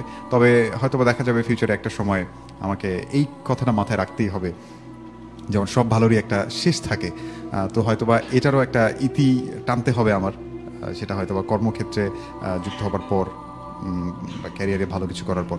তো যাই হোক, অনেক অনেক ধন্যবাদ, আপনি যে এইভাবে চিন্তা করেছেন, এটাও আমার জন্য অনেক ভালো লাগার একটা বিষয়। লিখেছিলেন আমাদেরকে, তবে নতুন নতুন মানুষ তৈরি হবে, যেমন আমি আগে ছিলাম না, আগে আরমান ভাইয়া ছিলেন, এবং আরমান ভাইয়ের আগে অনুষ্ঠানটা শুরু করেছিলেন আমাদের স্টেশন ম্যানেজার গোলাপ মোস্তাফিজ ভাইয়া, তারপরে আরমান ভাই নিয়েছিলেন, আরমান ভাই যখন ছেড়ে দিলেন তারপর সাইদ ভাই অনুষ্ঠানটা উপস্থাপনা করেছেন, তারাও অনেক সুন্দর উপস্থাপনা করেছেন, নিশান করেছেন, এবং বোরহান কবির বাঁধন ভাইয়া মাঝে মধ্যে উপস্থাপনা করেছেন, এবং আমাদের প্রিয় কৃষ্ণকমল দাদা উপস্থাপনা করেছেন।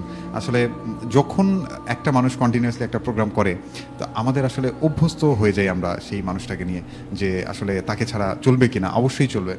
লিখেছিলেন আমাদেরকে, আপনার স্টুডিওতে গিয়ে ঘটনা বলতে চাই, HD লিওন লিখেছিলেন আমাদেরকে। ভাইয়া অনেক অনেক ধন্যবাদ এই আগ্রহ প্রকাশের জন্য।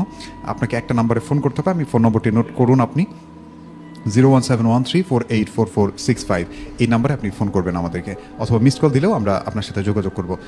লিখেছিলেন আমাদেরকে সামিয়া, লিখেছেন আচ্ছা সামিয়া রহমান সারা, উনি বাই লিখেছেন টাটা। ফজলি রাব্বি লিখেছেন ভাইয়া ভূত বলতে কিছু নেই। চট্টগ্রাম থেকে শুনছিলেন আমাদেরকে সজীব, আরও সেই সাথে আরিফুল ইসলাম আরিফ ছিলেন, উনি লিখেছেন গাজীপুর থেকে। যারা দেশ এবং দেশের বাইরে, গাইবান্ধা এবং গাইবান্ধার বাইরে থেকে আমাদেরকে শুনছেন, তাদের প্রত্যেকের জন্য অনেক অনেক ভালোবাসা, অনেক অনেক শুভেচ্ছা।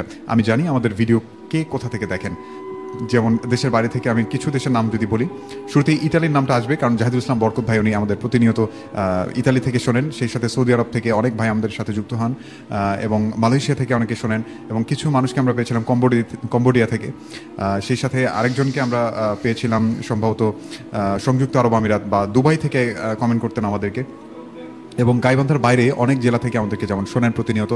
চট্টগ্রাম থেকে আনোয়ার লুৎফুল আনোয়ার ভাই আছেন, কক্সবাজার থেকে উনি শোনেন, সেই সাথে প্রত্যেকটা জেলাতেই মোটামুটি, যেমন আমাদের পার্শ্ববর্তী কুড়িগ্রাম চিলমারি থেকে শোনেন, রংপুর থেকে শোনেন আমাদেরকে, তারপর গোপালগঞ্জ থেকে শোনেন, যশোর থেকে শোনেন। আসলে এভাবে বলতে গেলে 64টা জেলায় বলতে হবে আমি এতদিনে যাদেরকে পেয়েছি আর কি। তো যাই হোক, প্রত্যেকেই অনেক অনেক ধন্যবাদ, অনেক অনেক ভালোবাসা।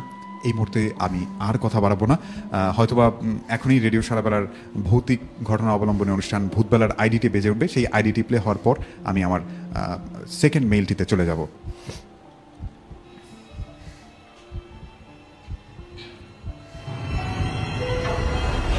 ভূতবেলা উইথ রাতুল, ভয়ের শুরু এখানে।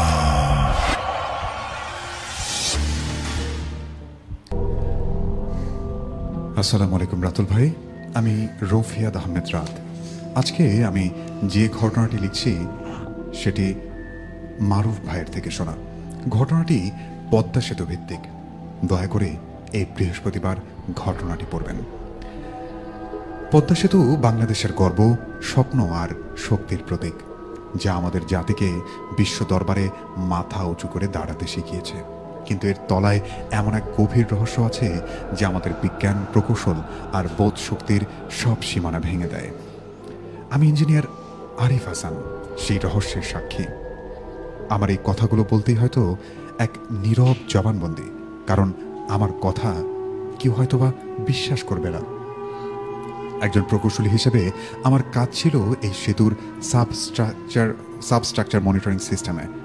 আমরা শুধু সেতুর স্বাস্থ্য দেখতাম না, পদ্মা নদীর পানির নিচে প্রতিটি স্পন্দন, স্রোতের ধরন আর ইলেকট্রোম্যাগনেটিক প্রতিফলন বিশ্লেষণ করতাম। আমরা টিমে ছিলাম 5 জন। আমি, প্রজেক্ট প্রধান doctor Mahbub, operator Nurul, junior engineer Tania আর টেকনিক্যাল সুপারভাইজার কামাল ভাই। আমরা ছিলাম পর্দার আড়ালের মানুষ, যারা জানতাম এই সেতুর শুধু কংক্রিট আর স্টিলের স্তম্ভের ওপর দাঁড়িয়ে নেই, দাঁড়িয়ে আছে এক প্রাচীন অচেনা শক্তির নিঃশ্বাসের ওপর। সময়টা 2024 সালের ডিসেম্বরের শেষ দিক। শীতের রাতগুলো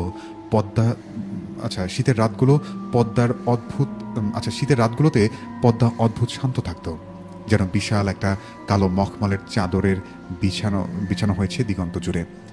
নদীর এই নীরবতা ছিল ভয়ঙ্কর, যেন এক বিশাল দানব নিঃশব্দে ঘুমাচ্ছে, শুধু চোখ খোলার অপেক্ষা। সেই নীরবতা ভেঙেছিল আমাদের সিস্টেমে আসা কিছু অস্বাভাবিক সংকেত। ডিসেম্বরের 18 তারিখ প্রথম অস্বাভাবিক সংকেত ধরা পড়ল। রাত তখন প্রায় 2:30। কনকনে ঠান্ডা হাওয়া বইছে বাইরে। আমাদের অত্যাধুনিক সোনার রিডার একটা সিগন্যাল একটানা দিতে শুরু করলো। রিডিং অনুযায়ী সেতুর 17 নম্বর পিলারের ঠিক নিচে অতিরিক্ত একটা ছায়া কাঠামো আছে। সিস্টেম লগে হয়েছিল অজানা একটা প্রতিফলন শনাক্ত, যেটার গভীরতা 23.4 মিটার, গঠন ধাতব নয়, অতি ঘন পদার্থ। পদ্মা সেতুর 41টি পিলার, কোনো অতিরিক্ত পিলার থাকার কথা নয়। আমরা প্রথমে ধরে নিয়েছিলাম নদীর তলায় জমে থাকা বিশাল বালের স্তূপ অথবা সোনার ওয়েভের কোনো সাধারণ ত্রুটি, কিন্তু রিডিংয়ের প্যাটার্ন ছিল জ্যামিতিকভাবে সুনির্দিষ্ট এবং সবচেয়ে অস্বাভাবিক, রিডিং বারবার একই জায়গায় থামছিল, 17 নম্বর পিলারে, প্রতি রাতে একই সময়। এটা যদি বালি হতো তবে স্রোতের সঙ্গে হয়তোবা তার অবস্থান পাল্টানোর কথা। ডক্টর মাহবুব কিছুটা বিচলিত হলেও আমাদের শান্ত থাকার নির্দেশ দিলেন। তিনি শুধু বললেন, এটা কোনো পরিত্যক্ত ড্রিলিং প্ল্যাটফর্ম হতে পারে, কিন্তু এর গভীরতা অনেক বেশি। পরদিন দুপুরে আমরা সিদ্ধান্ত নিলাম রহস্যের গভীরে যেতে হবে। নটিলাস 4 এই নামে আমাদের একটা রোবোটিক ড্রোন ছিল, সেটিকে নামানো হলো। এটি ছিল অত্যাধুনিক night vision camera, pressure sensor এবং ডেপথ রেকর্ডার সজ্জিত। আমি আর নুরুল কন্ট্রোল রুমে বসে সরাসরি ফুটেজ দেখছিলাম। ড্রোন ধীরে ধীরে নামতে শুরু করলো। মনিটরে ভেসে আসছে বাদামি রঙের ঘোলা জল। প্রথম কয়েক মিনিটে সবকিছু স্বাভাবিক, কাদা, পাথর আর মাছের আনাগোনা, এমনকি ভেসে আসা দু একটা প্লাস্টিক ব্যাগও। ঠিক 23 মিটার গভীরে পৌঁছে ক্যামেরার ফোকাস যখন স্থির হলো, আমাদের দুজনের নিঃশ্বাস তখন ভারী হয়ে আসলো। আমরা যেন নিঃশ্বাস নিতে ভুলে গেলাম। ধাতবের মতো একটি মসৃণ পৃষ্ঠ। নুরুল ফিসফিস করে বলল, পুরনো ড্রিলিং মেশিনের অংশ। স্যার, আপনি কি বলেন? আমি জুম করলাম। না, এটা কোনো মেশিনের অংশ নয়। মসৃণ শীতল ধাতুর উপরে খোদাই করা একটি মানুষের হাতের ছাপ। কাদায় পড়া ছাপ নয়, যেন শক্ত পাথরে ঘষে বানানো মানুষের হাতের ছাপ। প্রাচীন, শুষ্ক, তবু যেন জীবন্ত। এর পাশে কয়েকটি অদ্ভুত অক্ষর, হিন্দি আর ফার্সি অক্ষরের মাঝামাঝি কিছু, যার কোনো অর্থ আমাদের জানা ছিল না রাতুল ভাই। ঠিক তখনই মনিটরে সব গোলমাল হয়ে গেল। ড্রোনটা যেন একটা তীব্র ঝাঁকুনি দিয়ে ঝাপসা হয়ে গেল। কন্ট্রোল প্যানেল কাঁপছে আর মনিটরের ছবিগুলো বন্ধ হয়ে গেল। মাত্র 3 সেকেন্ডের ভিডিও সংরক্ষিত ছিল আমাদের কাছে। পরে যখন ফুটেজটা স্লো মোশন করা হলো, আমাদের সবার গা শিউরে উঠল। শেষ ফ্রেমে ড্রোনের কাছে প্রতিফলিত হচ্ছিল 4টি মানুষের মুখ, আমি, মাহবুব স্যার, নুরুল আর তানিয়া। কিন্তু সে সময় তানিয়া তো অফিসে ছিল না, সে ছিল ঢাকা বিশ্ববিদ্যালয়ের অনলাইন একটা লেকচারে। 4 নম্বর মুখটা কার ছিল তাহলে? সেই রাতে নুরুল বাসায় ফেরেনি। পরদিন সকালে জানতে পারলাম ওর মরদেহ পাওয়া গেছে নিজ ঘরের বাথরুমে, বালতির পানিতে মুখ ডোবানো অবস্থায়। ডাক্তার রিপোর্ট দিল অ্যাক্সিডেন্টাল ড্রাউনিং, দুর্ঘটনাজনিত কারণে জলে ডোবা। কিন্তু ওর ল্যাপটপে পাওয়া গেল একটা ভিডিও। সেই ভিডিওতে দেখা যায় নুরুল বাথরুমের আয়নার সামনে দাঁড়িয়ে, ওর চোখ দুটো অস্বাভাবিকভাবে উজ্জ্বল, আর সে যেন নিজের মুখের দিকে তাকিয়ে আছে আর হাসছে, কাঁদছে আর বিড়বিড় করে বলছে, ওটা আমার চোখ না, ওই চোখটা নদীর নিচে রয়ে গেছে। সে এখন আমার ভেতর থেকে দেখছে, আমার ভেতর দিয়ে। ভিডিওর একেবারে শেষে এসে মাথা তুলতেই ক্যামেরায় এক মুহূর্তের জন্য দেখা যায় তার পেছনের আয়নায় একটি ছায়া দাঁড়িয়ে আছে, ঠিক মানুষের আকারের মতো, কিন্তু কোনো মুখ নেই, জলের মতো নড়ছে, কেবলই একটা প্রতিফলন, যার কোনো উৎস নেই, যার কোনো মুখ নেই। আমি জানি ওটা সেই 17 নম্বরের পিলারের নিচে সেই ছায়া কাঠামোটা। নুরুলের মৃত্যুর পর প্রজেক্টের সব রেকর্ড হঠাৎ করে ক্লাসিফাইড ট্যাগে চলে গেল, সরকারি সিলমোহর। আমাদের ফাইলগুলোকে লক করা হলো, এমনকি আমাদের নিজেদের ডেটাতেও ঢুকতে পারছিলাম না আমরা। ডক্টর মেহবুব পাথরের মতো চুপচাপ হয়ে গেলেন। তিনি শুধু একবার বললেন, সরকারি নির্দেশ এসেছে, এই অঞ্চলে এখন কাজ বন্ধ। এমন কিছু নাকি পাওয়া গেছে যা জনসমক্ষে আনলে শুধু আতঙ্কের সৃষ্টি হবে, এর থেকে ভালো কিছু হবে না। তানিয়া এতটাই ভয় পেয়েছিল সে সঙ্গে সঙ্গে চাকরি ছেড়ে দিল। কিন্তু আমি যেতে পারিনি। আমি জানতাম ওখানে যা কিছু আছে তা শুধুমাত্র প্রকৌশলগত অস্বাভাবিকতা নয়, এটা ছিল প্রাগৈতিহাসিক মানব অজ্ঞাত কোনো এক সত্য ঘটনা। আমি গোপনে সার্ভারের র ফুটেজ ডাউনলোড করলাম। এক ফ্রেমে, যা সম্ভবত ড্রোনের শেষ আলোর ঝলকানি, দেখা যায় 17 নম্বরের পিলারের নিচে একটা মুখ ভেসে উঠেছে, মানুষের মুখ। কিন্তু বিকৃত, যেন পানির প্রতিফলনে গলে যাচ্ছে। সবচেয়ে ভয়ঙ্কর ব্যাপার, চোখ দুটো ছিল আমার মতো, একদম হুবহু আমার মতো, আমার চোখের মতো দেখতে। কামাল ভাই, যিনি বহু বছর পদ্মা দেখেছেন, তিনি একদিন বলেছিলেন, নদী কখনো কিছু হারায় না আরিফ ভাই, শুধু নিজের মতো করে রেখে দেয়। যখন তার সময় আসে সে তা ফেরত চায়। আমি তখন তার কথার কোনো মানে বুঝিনি, কিন্তু সেই রাতে যখন অফিসে একা বসে মনিটরে সেই বিকৃত আমার মতো দেখতে মুখের ফুটেজ দেখছিলাম, হঠাৎ স্পিকারে একটা শব্দ শুরু হলো, মৃদু টানা একটা শ্বাসের মতো। তার কণ্ঠ যা শোষ বাতাসের মতো আমার কাছে চলে এলো। সেটা এভাবে বলছে, তুমি আমার ছায়া নিয়ে এসেছ, এবার আমি তোমার সব কিছু কেড়ে নেব। আমি প্রথমে ভেবেছিলাম হেডসেটের ফিডব্যাক অথবা ক্লান্তির ফল হবে, কিন্তু ঠিক তখনই অনুভব করলাম রুমের তাপমাত্রা অস্বাভাবিকভাবে কমে গেল প্রায় -8 ডিগ্রি সেন্টিগ্রেড। সার্ভার রুমে এসি বন্ধ ছিল, ঠান্ডায় আমার নিঃশ্বাস কাঁপছিল। আমি যখন আতঙ্কিত হয়ে মনিটরের দিকে তাকালাম, দেখলাম স্ক্রিনের প্রতিফলনে আমার মুখ দেখা যাচ্ছে, কিন্তু সেই মুখে কোনো পলক ফেলছিল না। সেই মুখ হাসছিল, এই যেন একটা শীতল, অচেনা এবং ভয়ঙ্কর একটা হাসি। ডিসেম্বর 28, রাত 1:47। আমাকে যেতেই হলো। এক নীরব যন্ত্রণা আর কৌতূহল আমাকে বাধ্য করলো। আমি পদ্মা সেতুর মাঝ বরাবর আমার গাড়ি থামিয়ে জানলার নিচে নামিয়ে নিচে তাকালাম। নদী ছিল অদ্ভুত রকম শান্ত, কোনো ঢেউ নেই, কোনো শব্দ নেই।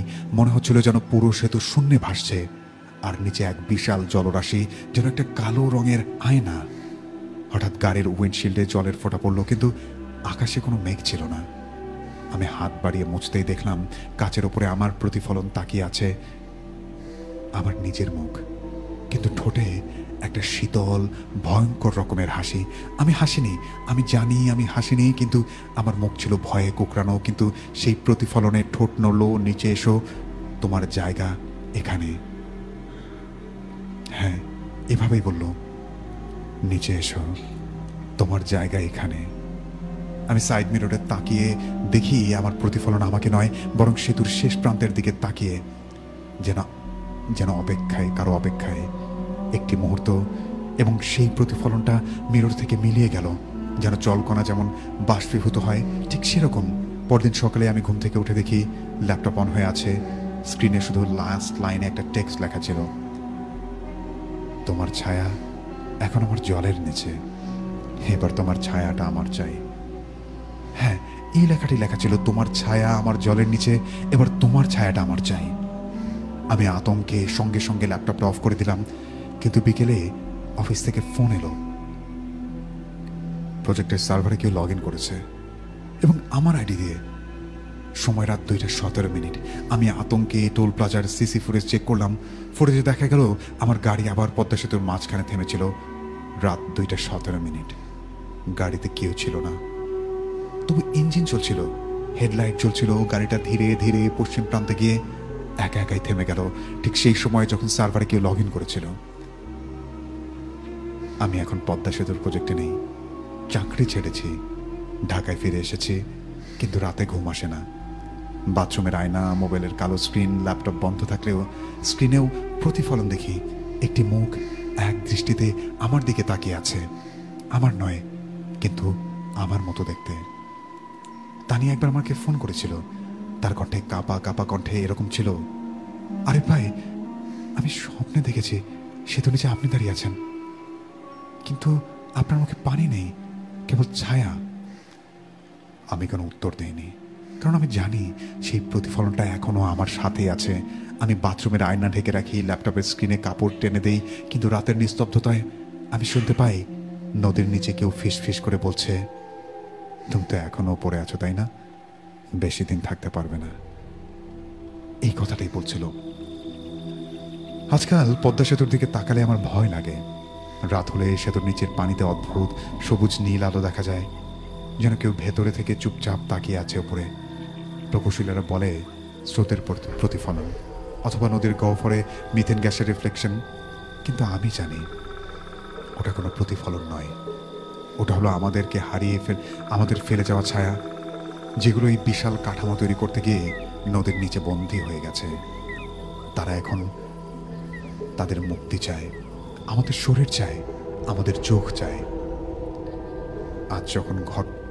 আজ যখন নিজের আয়নায় দেখি নিজেকে, বুঝতে পারি না আমি উপরে থাকা মানুষ নাকি নদীর নিচে আটকে থাকা সেই ছায়ার প্রতিফলন। রাতুল ভাই, এই ছিল ঘটনা। আমি আচ্ছা, এই বলে উনি ওনার ঘটনাটি শেয়ার করেছেন এবং তারপর ওনার নাম লিখেছেন রফিয়াদ আহমেদ রাদ। আমাদেরকে এই ঘটনাটি পাঠিয়েছিলেন। প্রিয় লিসনার যারা শুনছিলেন, অদ্ভুত একটা ঘটনা ছিল, জানি না কতটুকু সত্য, তারপরও উনি যেহেতু আমাদের সাথে শেয়ার করেছেন এবং সত্যতা নিশ্চিত করেছেন, সেই জন্য আমি ঘটনাটি প্রচার করলাম। তো আপনাদের কার কাছে কেমন লেগেছে আমাদেরকে জানিয়ে দিতে পারেন। এই মুহূর্তে যারা যারা যুক্ত হচ্ছেন বা যুক্ত হয়েছেন, আমি তাদের কথাবার্তাগুলো চলে যেতে চাই এবং তারপরে চলে যাবো আবারও আমাদের স্টুডিওতে আছেন শিহাব ভাই, তার কাছে আমরা ঘটনা শুনবো। আমাদের সাথে লিখেছিলেন এসকে সজীব, আচ্ছা লিখেছিলেন আমাদেরকে কষ্টের ফেরোলা এস এম শাহিন হাসান, আমি শুনছি ভাটপাড়া থেকে। এইচ.ডি. লিওন ছিলেন স্টুডিওতে গিয়ে ঘটনা শেয়ার করতে চাই। এইচ.ডি. লিওন, আপনাকে একটু আগেও বলেছি, আবারও বলছি, আপনি অবশ্যই আমাদেরকে ফোন করুন এই মুহূর্তে 01713484465 এই নাম্বারে। আমাদের সাথে ছিলেন ফজল রাব্বি, একটু ভয়ের গল্প শুনতে চেয়েছেন। আচ্ছা আচ্ছা, নয়ন সরকার ভাই ছিলেন, লিখেছিলেন আমাদেরকে রিশা গড় দিকে থেকে শুনছেন। ছিলেন আমাদের সাথে আরিফুল ইসলাম আরিফ, লিখেছেন ভাই শুনছি গাজীপুর থেকে, অনেক অনেক শুভেচ্ছা। ছিলেন আমাদের সাথে কনক সরকার। আচ্ছা আমাদেরকে আচ্ছা লাইভ আব্দুল্লাহ মানিক ভাই লিখেছেন, আচ্ছা লাইজুর ভাইয়ের মনটা খুবই খারাপ। আচ্ছা আচ্ছা, ওকে, ওনার মন যেন ভালো হয়ে যায় সেই শুভকামনা। লিখেছিলেন আমাদেরকে রিশা, লিখেছিলেন ফজল রাব্বি, আবারও আমাদেরকে লাইজুর ভাই লিখেছেন মেঘটুপুরের মানিক মৎস্য খামার থেকে শুনছি, আব্দুল্লাহ মানিক। ও আচ্ছা আচ্ছা, দুজন মিলে শুনছেন আমাদেরকে। মোহাম্মদ মেহেদি হাসান লিখেছেন ভূত.com-এর রাসেল ভাই আর রাতুল ভাই সেম টু সেম। আচ্ছা, রাসেল ভাইয়ের সাথে কম্পেয়ার করবেন না, উনি অবশ্যই এই সেক্টরের আর কি লেজেন্ড এবং আমার বড় ভাই। তো যাই হোক, অনেক অনেক ধন্যবাদ আপনাকে। লিখেছেন আমাদেরকে জাহিদুল ইসলাম বরকত ভাই যে আসসালামু আলাইকুম রাতুল ভাই, দ্বিতীয় মেইলের লেখনী চমৎকার ছিল। অসম্ভব ধন্যবাদ ভাইয়া, আপনাদের প্রত্যেকের লেখা ঘটনাগুলো চমৎকার হয় এবং আপনাদের ঘটনা খুদবেলা মিস করে, রাতুল ভাই মিস করে, সেই সাথে সকল লিসেনার মিস করে। যেমন খুব শীঘ্রই আমরা আরিফুল ইসলাম ভাইয়ের ঘটনা পাবো বলে আমরা আশ্বাস পেয়েছি, যেমন আরিফুল ভাই আমাদেরকে কিছুক্ষণ আগে কমেন্ট করেছেন। এবারে জানবার পালা যে বরকত ভাই আমাদেরকে কবে মেইল পাঠাচ্ছেন, যদিও জানি আপনি অনেক ব্যস্ত আছেন। লিখেছিলেন আমাদেরকে বুশরা, ভয় পাওয়ার মতো ঘটনা। সেই সাথে লিখেছেন বরকত ভাই, রাতুল ভাই খুব তাড়াতাড়ি স্টুডিওতে দেখা হচ্ছে ইনশাল্লাহ। ইনশাল্লাহ বরকত ভাই, আমি অপেক্ষায় রয়েছি, আপনি কবে আসবেন সেটা আসলে লিসেনারদের জন্য একটা সারপ্রাইজ থাক। আচ্ছা, আমাদের সাথে ছিলেন রাশেদ, লিখেছিলেন মামা, আচ্ছা সেই মজা লাগছে, ওনার ভয় লাগছে ভাইয়া। রিশা, অনেক অনেক ধন্যবাদ। লিখেছিলেন আমাদেরকে সুমন, উনি একটি ফোন নম্বর দিয়েছেন। সুমন, আপনার সাথে যোগাযোগ করা হবে। আসলে আরিফুল ইসলাম আরিফ ভাই আমাদেরকে লিখেছিলেন যে ব্যাকগ্রাউন্ডটা যদি আরেকটু ভয়ানক দেওয়া যেত আর কি, তাহলে আরও ভয়ঙ্কর হতো। আমরা চেষ্টা করছি ভাই, আমরা কন্টিনিউয়াসলি সেটাই ভেবে যাচ্ছি যে আমরা আসলে ঘটনায় মনোযোগ দেবো নাকি মিউজিকে মনোযোগ দেবো। যদিও মিউজিকটা আসলে একটা কোনো কিছুর আবহটাকে আরও ফুটিয়ে তোলে, আমরা সেটা জানি। তবে আপনাদের মতামতের জন্য ধন্যবাদ। মেঘটুমুরের বিল থেকে আমাদের সাথে ছিলেন, আচ্ছা কে ছিলেন তাদের নামটা বলা হয়নি, এমডি লাইজুর ছিলেন। লিখেছিলেন যে এতটা সুন্দর করে ভৌতিক গল্পগুলো উপস্থাপন করার জন্য ধন্যবাদ। আচ্ছা, আপনারা সুন্দর করে লেখেন জন্যই সুন্দর করে উপস্থাপনা করতে পারি। যেমন প্রথম ঘটনাটাও আজকে দারুণভাবে লিখেছেন এবং পড়ার মতো করে লিখেছেন, এবং এই সেকেন্ড যে মেইলটি আমি পড়ে শোনালাম সেটিও মানে আমি যে ধরনের লেখা পড়ি বা আমার পড়ার স্টাইলের সাথে ম্যাচ করেছে, জন্য আমি সুন্দরভাবে পড়ে শোনাতে পারলাম আপনাদেরকে। এবং যদিও আপনারা যারা ঘটনাগুলো লেখেন আপনাদের বাস্তব ঘটনা, এবং এটাও আমার বলা ঠিক নয় যে আসলে প্রত্যেকের লেখাই সুন্দর, কারণ আমরা তো কেউ প্রফেশনালভাবে লেখক নই যে আমাদের লেখা শুদ্ধ হবে, এবং আমিও খুব একটা যে সুন্দর করে ঘটনাগুলো উপস্থাপন করতে পারি, আরও কাজ করতে হবে আমার এই বিষয়গুলো নিয়ে। তবে আপনাদের মতামতের জন্য ধন্যবাদ। তো লিখেছিলেন আমাদেরকে জীবন আহমেদ ভাই, কেমন আছেন আপনি? অনেক ভালো আছি, সেই সাথে আমার বিশ্বাস আপনার সকলেই ভালো আছেন। আমি আর কথা বলতে চাই না, এই মুহূর্তে চলে যেতে চাই। আমাদের সাথে শিহাব ভাই আছেন, তার কাছে ঘটনা শুনবো, এবং সেই সাথে আমাদের সাথে আরও একজন অতিথি আছেন, খুব ছোট্ট একজন অতিথি আমাদের স্টুডিওতে, তার কাছে আমরা ফিরবো একটু পরেই, সেটা একটা চমক। তো শিহাব ভাই, আমরা আচ্ছা, শুরুতে জানতে চাই আপনার কাছে এই ঘটনাটি এবং প্রথম দুটি মেইল কেমন লেগেছে? যদি এটা জিজ্ঞেস করা উচিত না, আপনি আজকের অতিথি এবং আপনি অনেক ভালো লাগছে। আচ্ছা, বাইরে থাকলে তো অবশ্যই কমেন্ট করতেন যে আপনি ডোবার বিলের মাঝখান থেকে, কোথা থেকে জানো, বিলের মাঝখান থেকে মেশিন ঘর থেকে আমাদেরকে শুনতেন শিহাব ভাই, এবং সেই মেশিন ঘর থেকে উনি আজকে রেডিও সারা বেলায় ভূত বেলায় ওনার ভৌতিক ঘটনা শেয়ার করতে এসেছেন। তো যাই হোক, আর কথা বাড়াবো না ভাই, আমরা চলে যাব ঘটনায়। জি, আমরা শুনবো।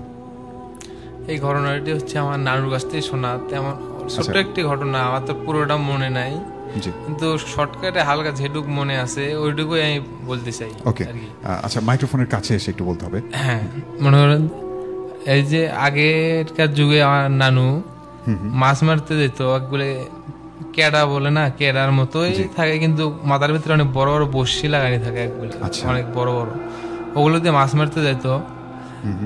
প্রতিদিনের মতো সেই দিনও রাত্রে মাছ মারতে গেছে আমার শোনা মতে আর কি। মাছ মারতে যা মাছ হলো, তারপরে হাঁপা দিছে মাছ মারানির জন্য, করার পরে অনেক বড় একটা রাত্রে অনেক বড় একটা বোয়াল মাছ দেখছি। সেই বোয়াল মাছটা দেখছে, ওটাকে মারতেছে কিন্তু মারতে পারতেছে না, ওর ঝাঁপে পার হয়ে যাচ্ছে।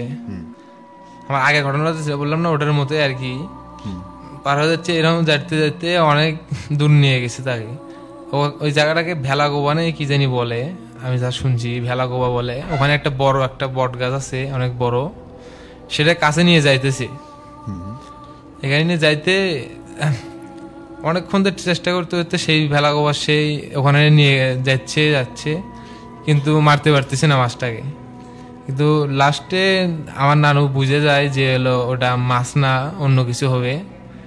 সে আর ওইদিকে না গিয়া বাসার দিকে ফেরা শুরু করে। ফেরার সময় ওরা পেছন থেকে বলতেছে যে আজকে তুই বেঁচে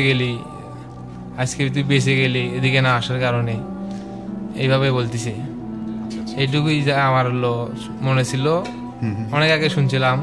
ওকে, তো যাই হোক শিহাব ভাই, আপনাকে অনেক অনেক ধন্যবাদ। আর কোনো ঘটনা আছে কি আপনার শেয়ার করার মতো? আমার আজকে আর কোনো ঘটনা শেয়ার করার মতো নাই। জি জি জি, পরবর্তী আবার আসবো। ওকে, অনেক অনেক ধন্যবাদ। আমার নানুর কাছ থেকে পুরো ঘটনা সবকিছু শুই না, অনেক ঘটনা আছে আমার নানুর কাছে। আগের মানুষ না, আমার নানু তো অনেক আগের মানুষ, মনে করেন যে সব ঘটনা শুনে আপনাদের কাছে আবার আসবো ইনশাআল্লাহ, সমস্যা নেই। ওকে, যাই হোক, ভূতবেলা আপনাদের অপেক্ষায় থাকবে, ভূতবেলা সকল লিসেনার আপনার অপেক্ষায় থাকবে। তো আপনাকে স্টুডিওতে আসার জন্য অনেক অনেক ধন্যবাদ শিহাব ভাই। তবে আমরা এই মুহূর্তে শ্রোতাদের কিছু কমেন্ট পড়বো, এবং তারপর আমার হাতে একটা ছোট্ট মেইল রয়েছে যেটি আমাদেরকে পাঠিয়েছিলেন। আচ্ছা, কে পাঠিয়েছিলেন? আচ্ছা, তার নামটি আমি, যদি ঘটনাটি আমার আগে পড়া হয়নি, কিন্তু তারপরও চেষ্টা করছি, যেহেতু তানভীর প্রধান ভাই আমাদেরকে ঘটনাটি লিখে পাঠিয়েছেন, তার সেই পাঠানো ঘটনাটি যদি আমার আগে পড়া হয়নি, মেইলটি কিছুক্ষণ আগে পাঠিয়েছেন, আমি চেষ্টা করছি যে ওনার পাঠানো ঘটনাটি আমি আপনাদেরকে পড়ে শোনানোর। তো দেখতে পাচ্ছি অসংখ্য লিসেনার আমাদের সাথে যুক্ত হয়েছেন। আমি আসলে তাদের কথাবার্তাগুলোতে যাব এবং তারপরে আমার কাছে থাকা সেই মেইলটিতে চলে যাব।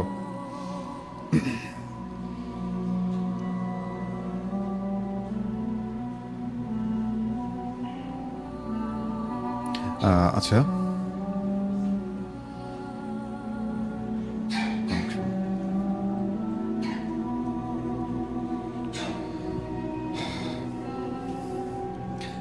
তো যাই হোক, আমি দেখতে পাচ্ছি এখানে আমাদের সাথে সুমন ভাই ছিলেন, উনি ওনার ফোন নম্বরটি জানিয়েছেন। তারপর দ্বিতীয় মেইলের গল্পটা, আচ্ছা, পদ্মা সেতু নির্মাণের কথাটা চমৎকার এবং বেশ ভয়ের ছিল, বেশ ভয়ানক লাগছে। এবং আমাদের সাথে ছিলেন আরিফুল ইসলাম আরিফ ভাই, উনি লিখেছেন গল্পটা সুন্দর ছিল ভাইয়া। শিহাব মিয়া ছিলেন ভাইয়া, আমার কমেন্ট পড়বেন কিন্তু, আচ্ছা পড়ে ফেললাম আপনার কমেন্ট। শিহাব মিয়া লিখেছিলেন, আচ্ছা উনি আছেন আমাদের সাথে, চুপি চুপি শুনছি রেডিও সারাবেলা, কথা গল্প এবং রেডিও সারাবেলার অনুষ্ঠান ভূতবেলা। নয়ন সরকার ভাই লিখেছেন, জীবন আহমেদ লিখেছিলেন, ওনার নাম লিখেছেন মুরসালিন। আচ্ছা, ঝটপট ঘটনায় যাবেন, সময় ফুরিয়ে এলো। অবশ্যই অবশ্যই। তো যাই হোক, এই মুহূর্তে আমি যে ঘটনাটিতে চলে যাব সেটি আমাদেরকে লিখে পাঠিয়েছিলেন। আচ্ছা, ঘটনার ফন্টগুলো অনেক ছোট, যে কারণে দেখতে পাচ্ছেন আমাকে একটু টাইম দিতে হবে, আমি ফন্টগুলো একটু বড় করে নিচ্ছি।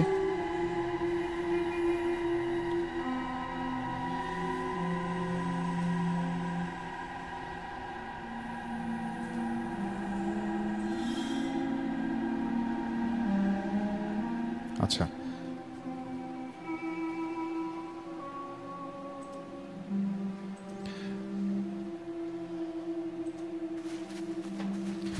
যদিও এই ঘটনাটি আমার আগে পড়া হয়নি, কারণ কিছুক্ষণ আগে পাঠিয়েছিলেন আমাদেরকে তানভীর প্রধান ভাই। উনি ঠিক যেভাবে লিখেছেন আমি ঠিক সেভাবেই পড়ার চেষ্টা করছি।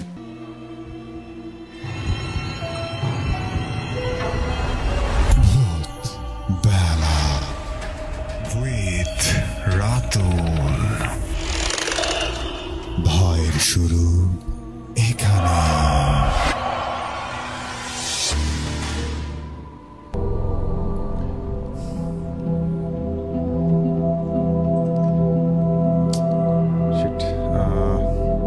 দুঃখিত শ্রোতা, এই মুহূর্তে যান্ত্রিক ত্রুটির কারণে মেইলটি আমি ওপেন করতে পারছি না। আমরা এই মুহূর্তে আমাদের স্টুডিওতে শাহাদুল আছেন। শাহাদুলের কাছে ছোট্ট একটা ঘটনা শুনবো এবং তারপরেই আমরা আমার হাতে থাকা মেইলটিতে চলে আসবো। তো যাই হোক, ততক্ষণে যতক্ষণ পর্যন্ত না আমরা শাহাদুলকে পাচ্ছি এই মুহূর্তে স্টুডিওতে, আমরা আপনাদের তো একটি কমেন্ট করতে চাই। আসলে সেইটুকু সময়ের মধ্যে আমি মেইলটি রেডি করে নেব। তো যাই হোক, শাহাদুল থেকে শুধুমাত্র অনুভূতি জানবো, যেহেতু আপনাদের অনুভূতি জানছি এবং স্টুডিওতে শাহাদুল ছিল আমাদের। শাহাদুল, এতক্ষণ যে ভৌতিক ঘটনাগুলো আমরা শুনলাম, তোমার কাছে কেমন লাগছিল? আমার কাছে সবসময় অনুষ্ঠানটি ভালো লাগে। ভিন্ন ভিন্ন অনুষ্ঠান, গল্প পাচ্ছি, ভিন্ন ভিন্ন মানুষের কথা শুনতে পাচ্ছি। আর সব মিলে ঘটনাগুলো আজকেও খারাপ ছিল না, ভালোই ছিল। প্রথম যে ঘটনাটি ছিল শিহাব ভাইয়ের, সেই ঘটনাটা কিন্তু অনেক ভালো ছিল। আমার একটা পর্যায়ে যে আমার শরীরের লোম দাঁড়িয়ে গেছিল আর কি ঘটনাটি শোনার পর। আমি ভাবছিলাম যে মানুষের সাথে এইরকম হতে পারে, একই সাথে হচ্ছে। তারপর আবার হচ্ছে যেমন কিছুক্ষণ আগে যে ইমেলটা পড়লাম পদ্মা সেতু নিয়ে, পদ্মা সেতুর পানিতে তার প্রতিফলন দেখা যাচ্ছে নাকি নিজেকে দেখা যাচ্ছে। আচ্ছা, এটাও একটা বিষয়। আমি নিজে চিন্তা করছিলাম, ওই জায়গাটায় আমি নিজেকে অনুভব করছিলাম যে ওই জায়গাটা যদি আমি থাকতাম, আসলে আমার সাথেও কি ঘটনা ঘটতো নাকি ভিন্ন কিছু ঘটতো, এইটা আসলে চিন্তা করতাম ওখানে। পরে যখন শিহাব ভাই আবার ঘটনাটি বললো, ওনার দ্বিতীয় যে ঘটনাটি খুব ছোট্ট, 2-1 মিনিট হবে, সে ঘটনাটি হয়তো সে যদি বড় করতে পারতো অনেক আরো হয়তো ভয়ঙ্কর মনে হতো আমাদের কাছে, বা লিসেনারদের কাছে আরো বড় মনে হতো আমার কাছে মনে হচ্ছে আর কি। ওকে, যাই হোক, সবকিছু মিলিয়ে ইমেল তারপর ঘটনা মিলে আজকে অনুষ্ঠানটি অনেক ভালো হয়েছে। আমার কাছেও নিজেকেও ভালো লেগেছে এবং জানি না দাদার কাছে কেমন লেগেছে, অবশ্যই মনে হচ্ছে দাদার কাছেও ভালো লেগেছে। আমার কাছে তো মনে হয় সবসময় বন্ধুদের কাছে ভালো লাগে।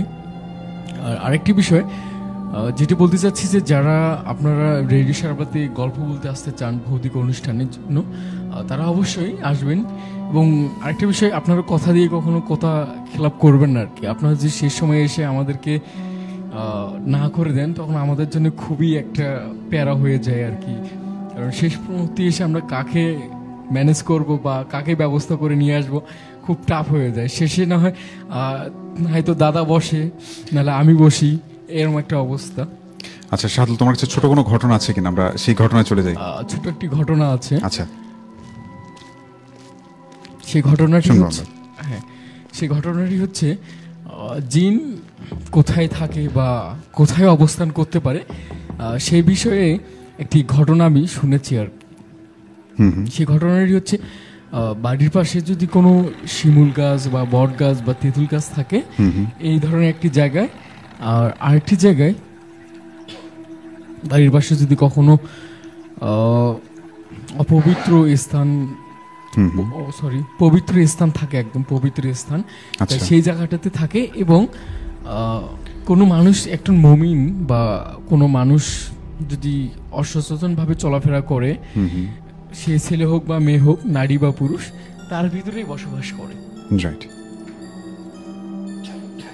তার ভিতরেই বসবাস করে। সেই প্রেক্ষাপটে ঘটনাটি, তা এইরকম ঘটনাটি হচ্ছে আমার এক গ্রাম সম্পর্কে চাচার কাছ থেকে শোনা। সেই ঘটনাটি তার সাথেই, তার এক আত্মীয়ের সাথে ঘটনাটি ঘটে গেছে। তাদের বাড়ির পাশে সে মানুষটি সবসময় মাঝে মধ্যে নামাজ পড়তো, আবার নামাজ ছেড়ে দিত, তা বিভিন্ন ধরনের উনি কুসংস্কারে বিশ্বাসী ছিল। ওকে কুসংস্কারে বিশ্বাস থাকার কারণে ওনার শরীর, উনি কখনো যখন নামাজ পড়তেন তখন ওনার মতন যেন ভদ্রতা আর কোনো ব্যক্তি নেই ওই এলাকায় বা ওখানে। তা ওই সময় পরে যখন উনি আবার শয়তানের আসরে পরে নামাজ ছেড়ে দেয়, এই কাজ ও কাজ করে দুনিয়ার সব ধরনের আজে বাজে কাজগুলো যখন করে, তখন ওনাদের কাছে মনে হচ্ছে যে আসলে এনার ভিতর শয়তানি আছে। জি।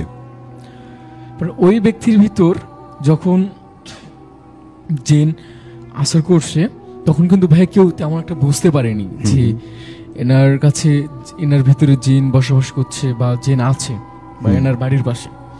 সবথেকে বড় একটা বিষয় ভাইয়া, উনি যে রাত্রেবেলা ঘুমাতেন ওনার যে রুমে, সেই রুমের পাশে ওনার বিছানার পাশে একটা যে আলাদা করে বালিশ রাখা হতো, সেই বালিশে একটা ছায়া দেখা যেত বা শুয়ে আছে এরকম একটা অবয়ব বোঝা যেত। সেটা উনিও বুঝতে পারতো যে কেউ আছে। যখন উনি চোখ খুলতো তখন আর কাউকে দেখা যেত না যে কেউ আছে কিনা এখানে। যখন উনি হাত ফেলে দিতেন বা হাত রাখতেন বুঝতে পারতো যে কেউ একজন আছে। পরে যখন উনি এইসব অনুভূতি ওনার কাছে মনে হচ্ছিল তখন উনি বুঝতে পারছে যে বিষয়গুলো হয়তো কাউকে শেয়ার করা যাবে না, শেয়ার করলে হয়তো কেউ আমাকে পাগল মনে করবে বা কুসংস্কার মনে করবে। অথচ উনি যে নিজে যে একটা কুসংস্কারের ভিতরে আছে, মানুষকে কুসংস্কার এগুলো বোঝায় যে এটা করা যাবে না ওটা করা যাবে না এই ধরনের কথাবার্তাগুলো, তা ওইটার প্রেক্ষাপটে উনি নিজেও যখন কুসংস্কার বিশ্বাস করে এবং উনি অন্যদেরকেও মনে করে তারা হয়তো কুসংস্কারগুলো মনে করবে এই কথাগুলো বললে। তখন ধীরে ধীরে যখন জিন ওনার ভিতর বসবাস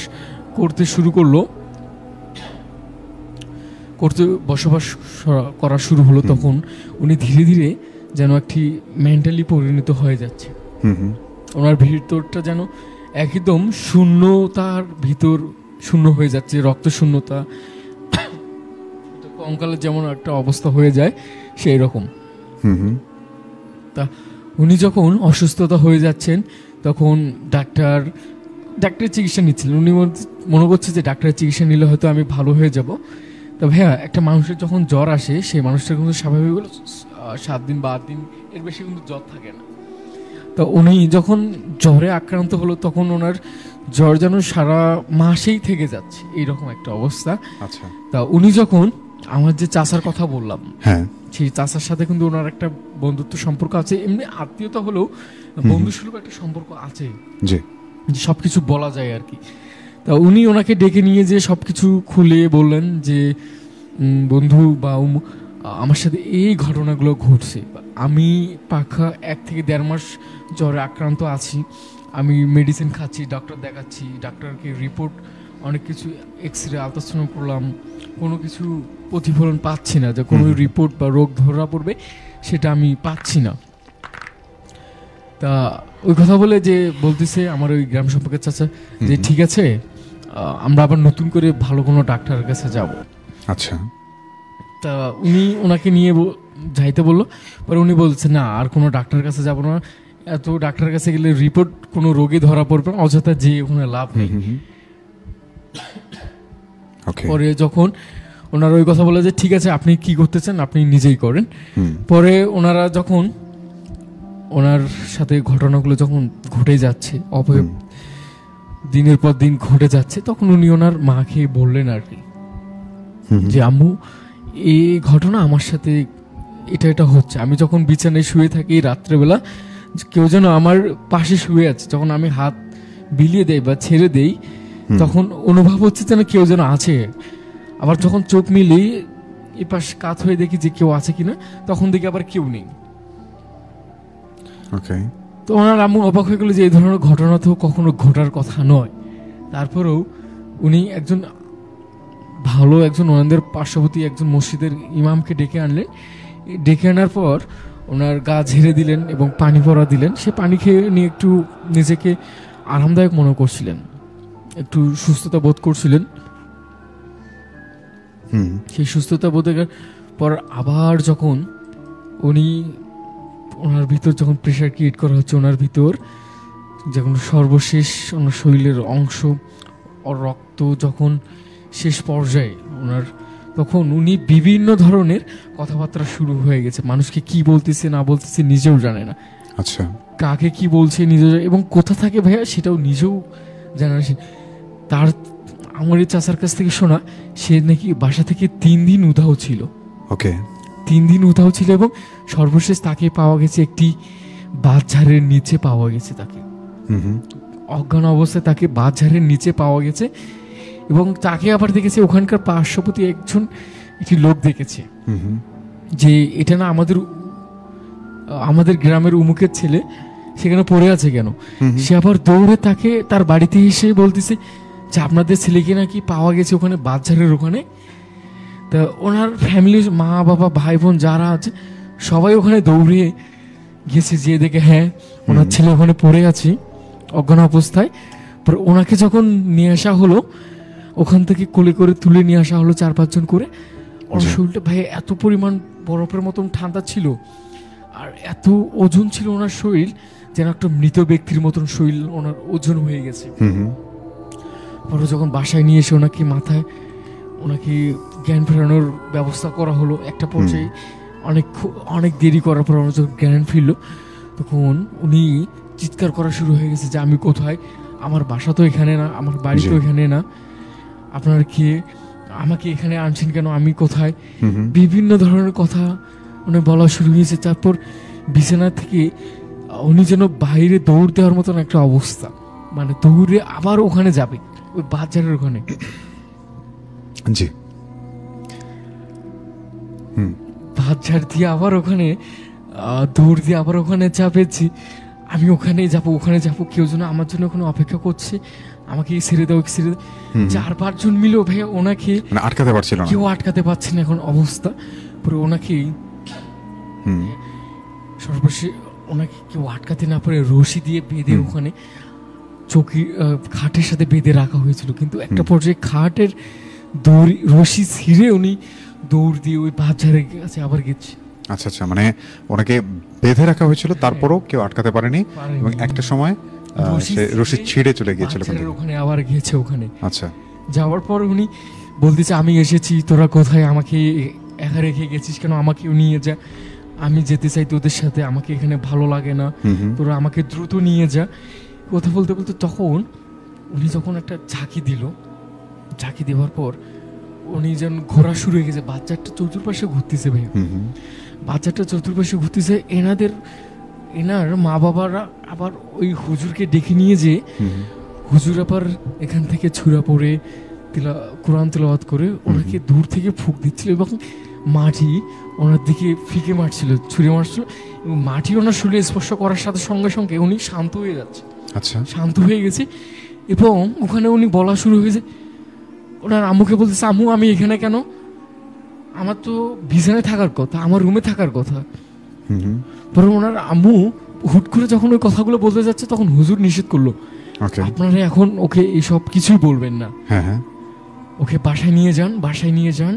তারপর আমি যে ওর গাটা বন করে দিচ্ছি, পানি পরা দিচ্ছি, তারপর আপনাদেরকে যেটা করতে বলতেছি আপনারা সেটা করবেন।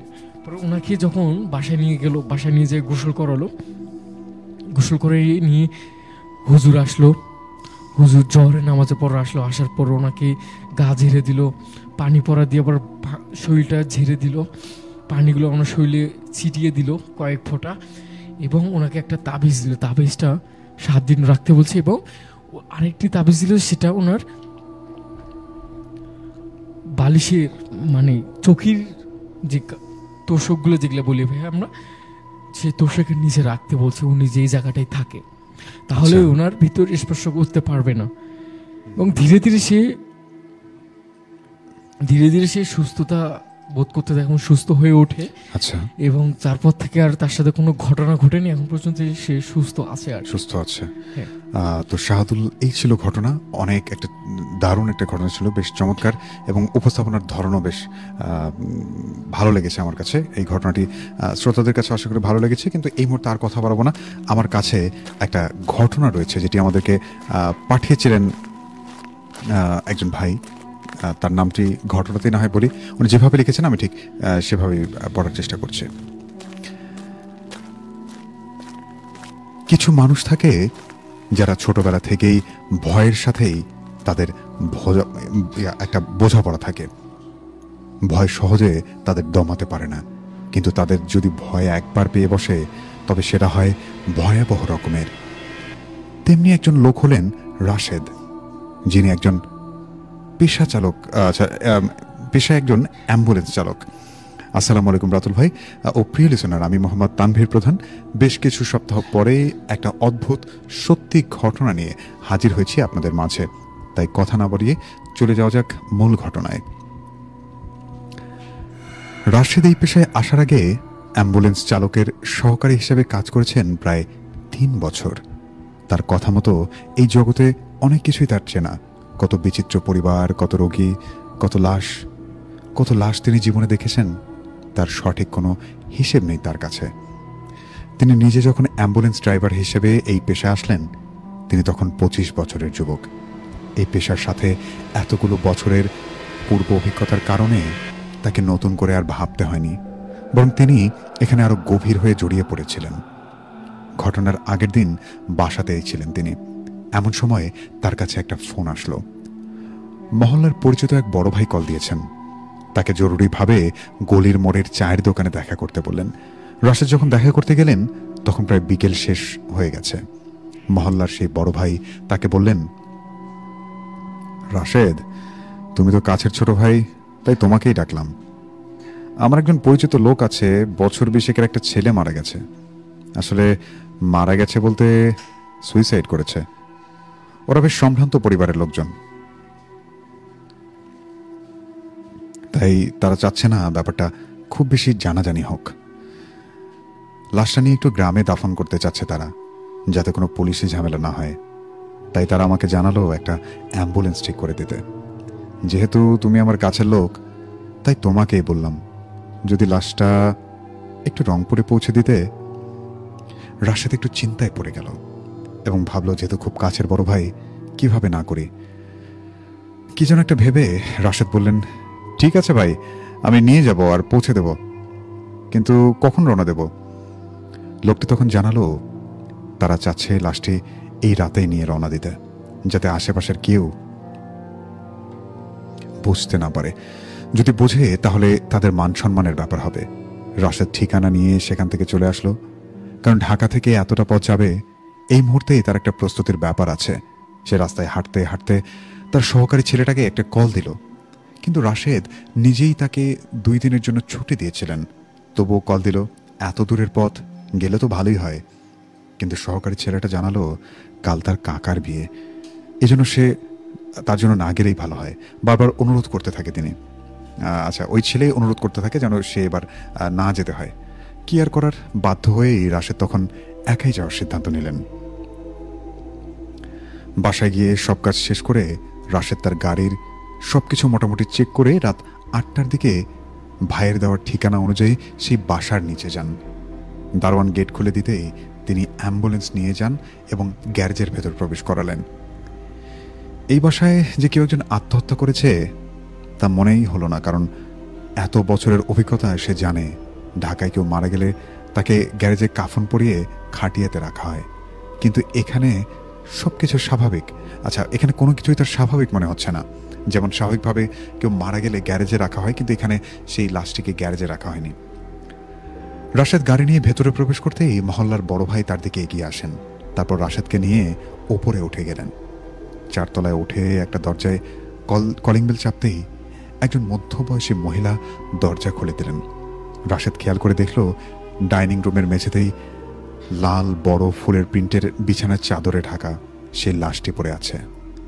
বাসাভর্তি তখন লোকজন, বাসাভর্তি বেশ ভালোই মানুষজন জড়ো হয়েছে। সবার চেহারা মলিন, মনে হলো সারাদিনের চিন্তা আর কান্নাকাটিতে সবাই ক্লান্ত হয়ে পড়েছে। রাশেদকে দেখে মারা যাওয়া সেই ছেলের বড় ভাই এগিয়ে আসলেন। তারপর তার সাথে কথা বলে লাশ নিচে নেওয়ার কথা বললেন। রাশেদ বলল, লাশটা এত দূরে নিয়ে যাব, আপনার একটা কফিনের ব্যবস্থা করেননি? এইভাবে এতটা পথ যাবো কি করে? ছেলেটি জানালো, আসলে আমরা কেউ চাচ্ছি না এই বিষয়টা কোনোভাবে জানাজানি হোক। এমনকি বিল্ডিংয়ের অনেক লোকও জানে না যে আমাদের বাসায় কি হয়েছে। তাই তো আপনার মতো একজন পরিচিত লোককেই আমরা খুঁজে নিলাম, আর এই জন্য আমরা কফিন বা কোনো খাটিয়ার ব্যবস্থা করিনি। যাই হোক, লাশটাকে আমরা এভাবেই গাড়িতে নিতে চাচ্ছি। এবার বাসার আরও 2জন ছেলে মানুষ সহকারে লাশটাকে হাতের উপরে তোলা হলো। রাশেদের হাত লাগলো লাশটা নিয়ে যেতে, কিন্তু লাশটা হাতে তুলতেই মেইন দরজা পার করতেই রাশেদের মনে হলেও জীবনেও লাশ যে হাতে কাঁধে তুলেছে,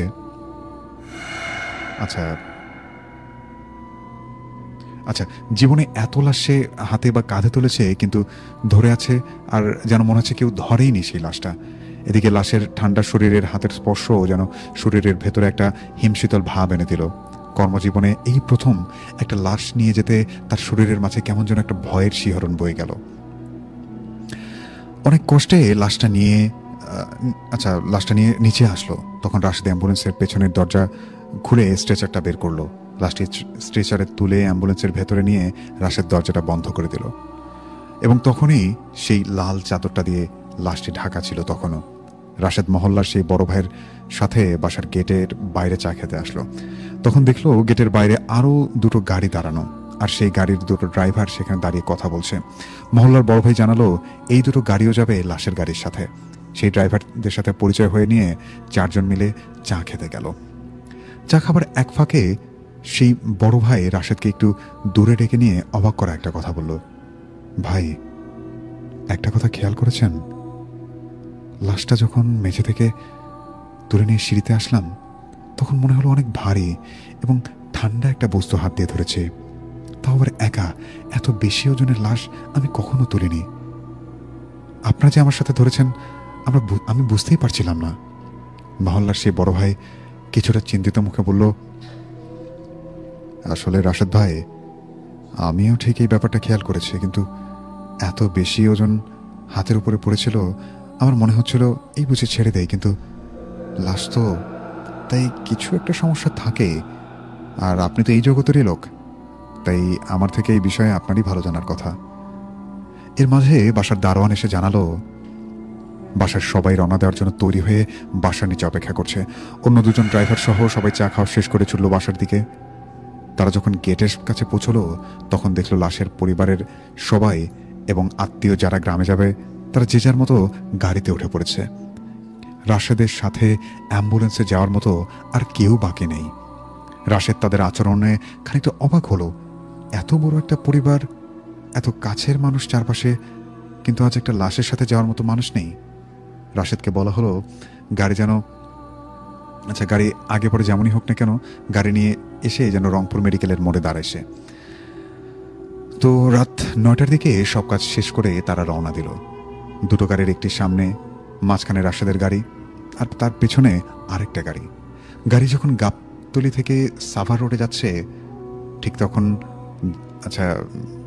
তখন রাতে থাকা জ্যামের কারণে গাড়িগুলো অনেকটা আগু পিছু হয়ে গেছে। ফলে একটা সময় অন্য গাড়িগুলোর সামনে চলে যায়। গাড়ি যখন বাইপাইলের মোড় পার হয়ে হাইওয়েতে নামলো তখন প্রায় রাত 12টা। রাশেদ লাশের সাথে একা। অ্যাম্বুলেন্সের রিয়ার ভিউ মিররে তখন লাশটা দেখল সে। যেমন রেখেছিল ঠিক তেমনই আছে, শুধু চাদরটা একটু সরে গেছে। আজকের হাইওয়েটা কেমন যেন একটু বেশি শুনশান মনে হচ্ছে। নিস্তব্ধ লাগছে রাশেদের কাছে। আকাশে একটা গোল চাঁদ আছে বটে, কিন্তু কিছু সময় পরপর যেন সেটাকে কালো মেঘে ঢেকে ফেলছে। শুধু হুসহুস শব্দ করে পাশ থেকে আসা গাড়িগুলো পাশ কাটিয়ে চলে যাচ্ছে।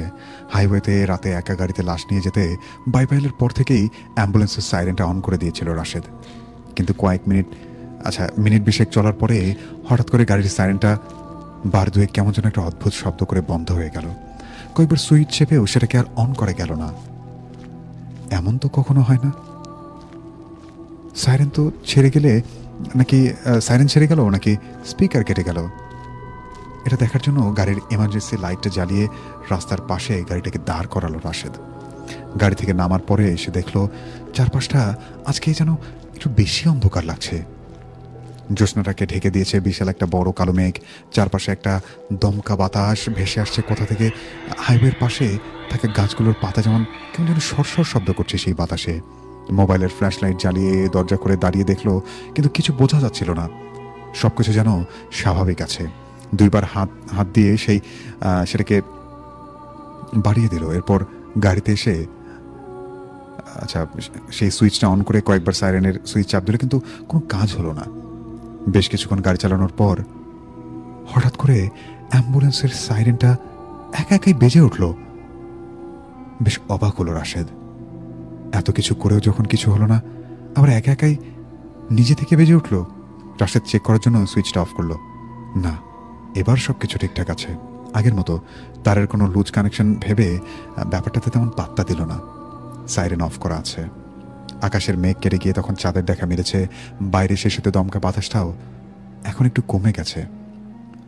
হঠাৎ একটা অদ্ভুত ব্যাপার, গাড়িতে থাকা রেডিওটা একাই যেন অন হয়ে গেল। এটা তো সম্ভব না। অন হয়েই মনে হচ্ছে যেন ফ্রিকোয়েন্সি পাচ্ছে না ঠিক মতো, কেমন যেন একটা শব্দ করছে, সাথে সাথে আবার অফ হয়ে গেল। চারপাশে নিস্তব্ধ, মানে রেডিও যে অন করা হয়েছিল তার কোনো লক্ষণ নেই। কিছু সময় পর রেডিও একা একা আবার অফ হয়ে গেল, আবার অন হয়ে গেল। একা একা চ্যানেলগুলো পাল্টে যাচ্ছিল। অদ্ভুত কিছু শব্দ ভেসে আসছিল রেডিও থেকে। রাশেদ হাত বাড়িয়ে টাচ স্ক্রিনে চাপতে লাগলো। কোনো কাজ হলো না। রেডিও কাজ করছে তার নিজস্ব নিয়মে। ঠিক সেই সময়ে বাম পাশে থাকা অ্যাম্বুলেন্সের রিয়ার ভিউ মিররে চোখ পড়ল রাশেদের। আর এক মুহূর্তের মাঝে মনে হলো যেন একটা কালো ছায়া সরে গেল সেখান থেকে। চোখের পলক পড়তে না পড়তেই যেন অন্ধকারে মিশে গেল। ভয়ে একটা হিমশীতল স্রোত নেমে গেল তার শির দ্বারা দিয়ে। এই নির্জন রাস্তা, একা গাড়িতে একটা লাশের সাথে। রাশেদ তবুও ভয়কে তেমন একটা পাত্তা দিল না। সে নিজের চোখের ভুল ভেবে সেটাকে কাটিয়ে দিল। সে তার ভয়কে পাত্তা না দিয়ে গাড়ির গতি কিছুটা বাড়িয়ে দিল।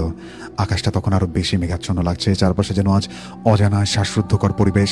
হঠাৎ অ্যাম্বুলেন্সের মাঝখান থেকে একটা অদ্ভুত শব্দ ভেসে আসতে থাকলো তার কানে, যেন কিছু একটা ফিসফিস করে বলছে কোনো একটা কথা, যা ভালো করে বোঝার আগেই বাতাসে মিলিয়ে যায়। তার একটু পরে তার শরীর ছুঁয়ে যায় হিমশীতল একটা ঠান্ডা বাতাস, যেটি তার স্পর্শ করে গেল তার শরীর। এবার বেশ ভয় করতে লাগলো রাশেদের। তার হাত কাঁপতে শুরু করেছে।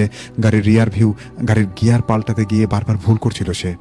রাশেদ খেয়াল করলো রাস্তার দুপাশে যে বড় বড় গাছগুলো ছিল, সেই গাছের ছায়াগুলো যেন আরো বেশি বড় হয়ে উঠেছে।